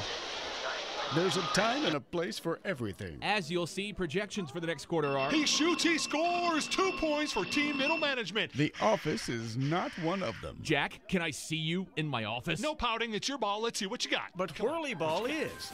For corporate events, team building, and private parties, whirly ball in Hearst and Plano is electric fun. Test your skills on the arcade games. Zip around in your whirly bug for a whirly ball competition. Or play the most affordable laser tag in the city. Learn more at whirlyball.info.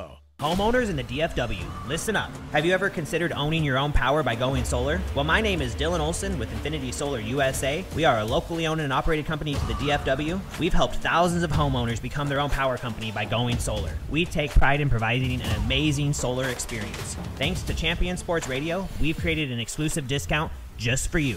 To get a free solar savings report, go ahead and give us a call at 469-868-4164. Infinity Solar USA.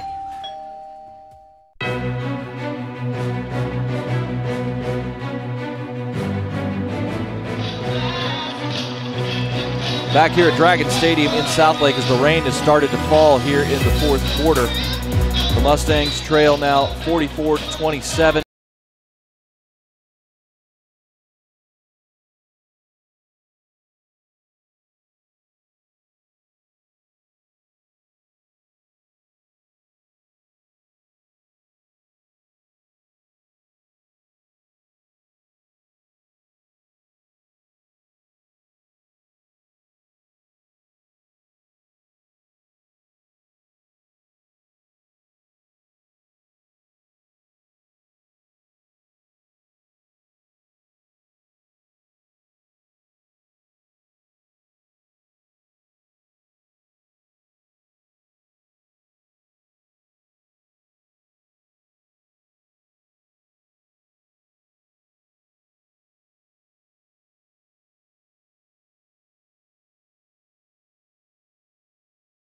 Really had a chance tonight. Kickoff is out of bounds, but I think C.J. Holmes actually, no, he didn't. Nope. He was running towards it over on the far sideline, but did not actually touch it, and it kicked sideways out of bounds. So the Mustangs will take over at their own 30-yard line.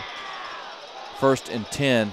I mean, the one thing you love from this Grapevine squad tonight is they, fell behind early by 16 points, fought back to get it back to within 12, had a couple of plays go against them, fell back down by 18 to halftime, fought back again to get it back to within 3 points. They've showed fight all night long. And look at this, Colt Mercer. Sorry, Jacob. Colt Mercer's in the game. Yep. He is, he's one of my favorite players on this team. I had a chance to work with him a little bit in the offseason. It's a shame what he's gone through. To see him on the field, it makes my heart smile. The senior Colt Mercer, who suffered the knee injury back in the spring, hands off to Parker Polk here on first down, only a couple of yards. But Colt Mercer in what is going to be his final game here for this Grapevine Mustangs football team, getting to come in and get some snaps in the playoff game here before this season comes to a close. And I love this. And the season on a positive note. Regardless of the outcome, Colt Mercer gets to come in and get some PT. Snap back on second down. Mercer going to fire one out to the near side. Pass is caught up to the 40 and a first down as Darius Burns continues his strong night tonight as he came in for the injured C.J. Holmes, who got injured back in the first quarter, and Darius Burns has made some fantastic plays tonight. That's his 4th catch of the night. It's an 11-yard catch for a first. Oh, wait, never mind. There was a penalty. I did not see the flag. My fault, folks. A fault? Wait a minute. A false start. You think the play would have been blown dead? You would have thought the play would have been blown dead. They said false start, and they only marked it off 3 yards. No, they marked it off 5. Check that. This is not a slight, when I say this, not a slight against Evan Baum whatsoever, but you have to wonder what this offense would have looked like with Colt Mercer under center, because he does have the strongest arm on the team. Snap back, Mercer makes the throw, and it's too far out. It's behind Darius Burns that time. That'll make it 3rd and 13 now after the penalty. He came in a couple weeks ago. I don't know. Does Does he have a? I don't know. I don't know if he has a stronger arm than Harrison. It's close between those two. It could be close there, but for sure he's accurate. I think this offense was definitely an offense that would have brought out the best in Colt Mercer, both running and throwing the ball. 3rd and 13. Mercer drops back. He's going to step up, gets away from the pressure. Now he's going to fire one over the middle, and it is incomplete. Was trying to hit Hank Miller that time, threw into traffic as he got pressured, and the ball fell incomplete, and it's now 4th down. The Mustangs offense will go ahead and stay on the field here with 1:57 to go in the ball game. You can see a little rust for sure. He's only got to play once this year. He's 5 of 6, I think, in the one game he did play with a couple of touchdowns. He's practiced with the team all season, even with the injury, but game speed's a lot different from practice speed. 4th and 13 now at the 27 for the Mustangs. Mercer takes the snap, drops back, and he's going to fire one deep down the field, and that one's way overthrown, and that one's going to be intercepted. That one just overshot everybody. Up to midfield and then sliding down that time is the defensive back who's had a really solid game, number 21, Trey Baston, with the interception. 3rd turnover of the night, and now it's all over but the crying, as they say. Sorry, Colt. It was good to see you come in the game. He just took a shot. Yeah, I mean, no fault there. You do what you can, and no fault to anybody. These kids put it on the line tonight. Like you said, they were down big. They came back. They made it into a game. But every time they turned it in and they got just close enough, it's like the rabbit chasing, or the tortoise chasing the rabbit. Every time you get just that close, the rabbit pulls away a little bit farther. This has been the point in the playoffs that the Mustangs just haven't been able to get past this regional semifinal round. Yeah. Where, in all honesty, most of the times they're facing a team that's just more that's just a little bit better than they are. Last year, handoff on 1st down, by the way, to Ferris. He gets past the line, gets popped by Hunter Lasher after about a 5-yard gain. Lasher still bringing the licks. I like that. I like to see that Grapevine's going to compete to the end no matter what. Let them know, hey, you were in a football game tonight, Argyle. You may be the number 1 team, but you're in a fight tonight. Last year, the last 2 years, the Mustangs lost to Lubbock Cooper. It was a very close game 2 years ago. Last year, Lubbock Cooper was clearly the better team. Well, they had some monsters on that roster. Yeah. This year, it's not a shame to say that, again, they come into this regional semifinal round, and they're again facing a team that is just better. It's just better. Just a little better. They're the number 1 team in the state for a reason. They're undefeated. They're number 1 in the state. They're very talented with multiple D1 commits. Handoff again to Ferris. Fast. Yeah, they're big, they're fast, they're strong. And, they've come in tonight. Grapevine gave them a fight. It looked like early on Argyle might pull away, but Grapevine kept coming. But in the end, Argyle made the plays they needed to make. Yeah, all the credit in the world to Grapevine. They got a lot of good kids down there, a lot of guys that are going to have a lot of success in life, no matter what they're looking to do from a football standpoint or a career standpoint, because you can tell the way they work, their work ethic, the way they come back in games, the way they put teams away when they had to this year. And it's been a really fun season all the way around. A kneel down right there on the final snap by John Gailey, and that will do it as the clock starts to count down. The Argyle Eagles will advance to the state quarterfinals, the Region 1 semifinal, or the Region 1 final in 5A Division II, as they come into tonight and defeat the top-ranked team in the state, defeat the number 4 ranked team in the state by a final score of 44-27. We're going to take a break here, a short break, and when we come back, we'll wrap things up and give a little bit of tribute to this senior class from the Grapevine Mustang football team. You're watching and listening to Grapevine Mustang football on Champion Sports Radio and Tradio. You need a boost in exposure? Want to reach local, community-minded folks with information about your business? Join the Champion Sports Radio team and advertise during these games. In the last 4 years, Champion Sports Radio has broadcast over 600 games for more than 3.5 million listeners. And Champion Sports Radio wants to help you use major high school sports to reach thousands of local fans right in your community. It's also a way for your business to give back to the community by helping all these well-deserving student athletes get some recognition for their accomplishments. The cost simply can't be beat for the effect it will have. You get a lot of bang for your buck, and best of all, it provides an opportunity for the best advertisement of all, word of mouth. To secure your prime commercial spot during the broadcast, contact Thomas Lee at Champion Sports Radio by phone at 972-741-0334. That's 972-741-0334 or online at championsportsradio.com. Champion Sports Radio, your home for championship broadcast.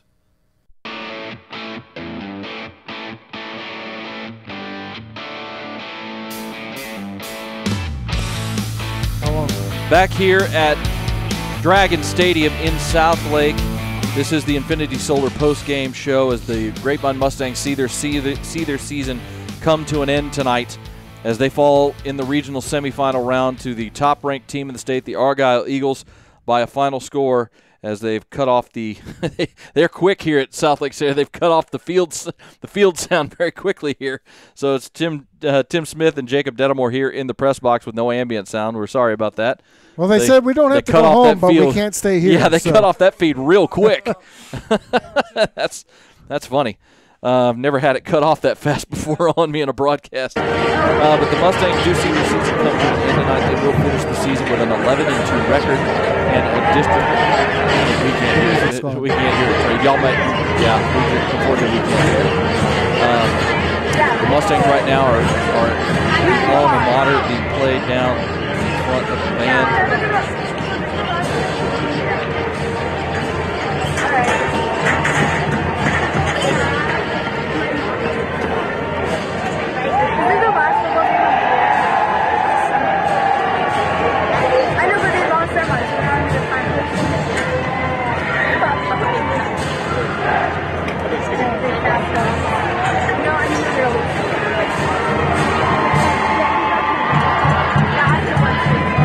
As the alma mater comes to a close, the Mustangs see their season come to an end at 11-2 tonight. The Argyle Eagles go to 13-0 and advance to the regional final round.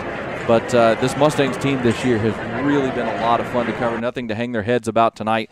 They played a really strong football game and just did not quit to the end of this one. Yeah, they lost 2 games all season, both to Argyle, the number 1 team in their class. So no reason to hang your head, no reason to be disappointed. They had a great season, particularly the seniors on this team that were out there as starters had great seasons. Parker Polk had a great year, obviously leading the team in rushing. Hunter Lasher had a great season. Dalton Knapp, Leighton Towery. There's so many to talk about. We can't talk about them all. We feel bad for Rondell Carradine going down early in this one. I think that certainly made a difference. But you had other players step up, juniors stepping up that are going to be big stars next year, number 2 in particular. Number 2, Darius Burns. Number 13, his twin brother, Darion Burns, at corner tonight, played great. The Burns brother played great tonight. Rondell Carradine will be back next season. He's only a junior on this squad. But, a lot of the seniors had really good games tonight. Evan Baum had a great second half today after a rough first half. He ends up with 225 yards passing and 3 scores tonight. Parker Polk in his final game has 124 yards rushing on 26 carries. Caden Cook, the senior wide receiver tonight, with the huge 90-yard touchdown catch. He ends up in his final game with a 111-yard performance and the touchdown. Just some great performances all around by a lot of these seniors tonight. Also on the defensive side of the ball, Drew Nelson was everywhere. In this game tonight. Latham Way, as he always does, played a really solid football game in the middle. This group really just never gave up the fight.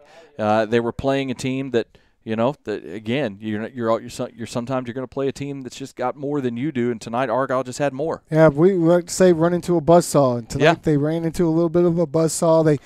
They really had us thinking that they were going to be able to I tell you what, to pull this thing out, right, because of the way they fight and the way they play. Some of these kids, they'll never don another football jersey in their lives, and so that's certainly something emotional to think about. Some of these guys will never get to play ball again. Some of them are. Some of them are going to move on. We know for sure Parker Polk is going to play some receiver at a local D2 college, I think it is. But, it's been a really great season. Really enjoyed watching them. Enjoy this coaching staff. Max Livingston's going to be going to Dartmouth, the starting right tackle for this team. Max Livingston was a beast all season. You have Hunter Cadell, who's a freshman lineman. Yep. So he's got 3 more years of dominance ahead of him. So a lot of bright things to look forward to for this Grapevine program. This is a great coaching staff that they have here, and you expect next year they'll be just as good, and hopefully we'll be at this game again next year. Yeah, I mean, we also want to thank head coach for Grapevine, Mike Alexander. He's been very good to us these last 2 years, has been very generous with his time and with helping us out on this broadcast, as we've really enjoyed covering this team for the last 2 seasons. Unfortunately, it's come to an end tonight. You know, in every division in Texas high school football, every team but one season ends in a loss. Right. So, tonight it was the Mustangs, unfortunately. But this team has been a joy for us to cover this year. Well, hopefully, it's been 2 years now, Jacob. We've had quite a run here with Grapevine. Hopefully we get to do it again. But no matter what, it's been a lot of great experiences, a lot of great memories for us, for them. And we really enjoyed watching them play and put their hearts and bodies on the line all season long. Thank you to everyone associated with broadcast all season. Tim Poulter and Trey Bell have been fantastic this season running and producing this broadcast for us here on site with the video portions. All the graphics that you see on our video broadcast are courtesy of Trey Bell. Tim Poulter has been great coordinating everything, coordinating the cameramen that we bring in for these ball games and getting the shots that you see on these video broadcasts. And it's been a lot of fun for us this season, and it was a great ride for this Grapevine Mustang team. Thank you also to Champion Sports owner and operator Thomas Lee for this broadcast. Thank you also to the fantastic sponsors of Grapevine Mustangs football, the Grapevine Mustang Football Booster Club, including their Booster Club president, Jeff Polk, who has, anything we needed, Jeff Polk was there to help us make sure that we got it, and he's been a joy to work with these last 2 seasons. Thank you to our sponsors: 121 Community Church, Chip Mercer Dentistry, Classic Chevrolet, Bottle Cap Alley, Prosperity Bank, ER of Texas, Energy Addict, Greenleaf Roofing, Whirly Ball, LivingForZachary.org, LoneStarGridiron.com, and the Greater Dallas Youth Orchestra. One final time in the 2022 football season for the Grapevine Mustangs. My name is Jacob Dedamore, and my broadcast partner Tim Smith. Your final score tonight in the final game of the Mustang season. They fall tonight to the Argyle Eagles by a final score of 44-27. We hope everyone out there has been having a fantastic holiday weekend. Once again, our thoughts and prayers and condolences go out to the Argyle Eagle family for the loss of their coach this week. Again, that memorial service for Coach Steve Stinson will be tomorrow, as I know that Argyle team and community was playing with a heavy heart tonight. So all our best goes out to them. Everyone have a great weekend, have a great holiday season, and go Mustangs.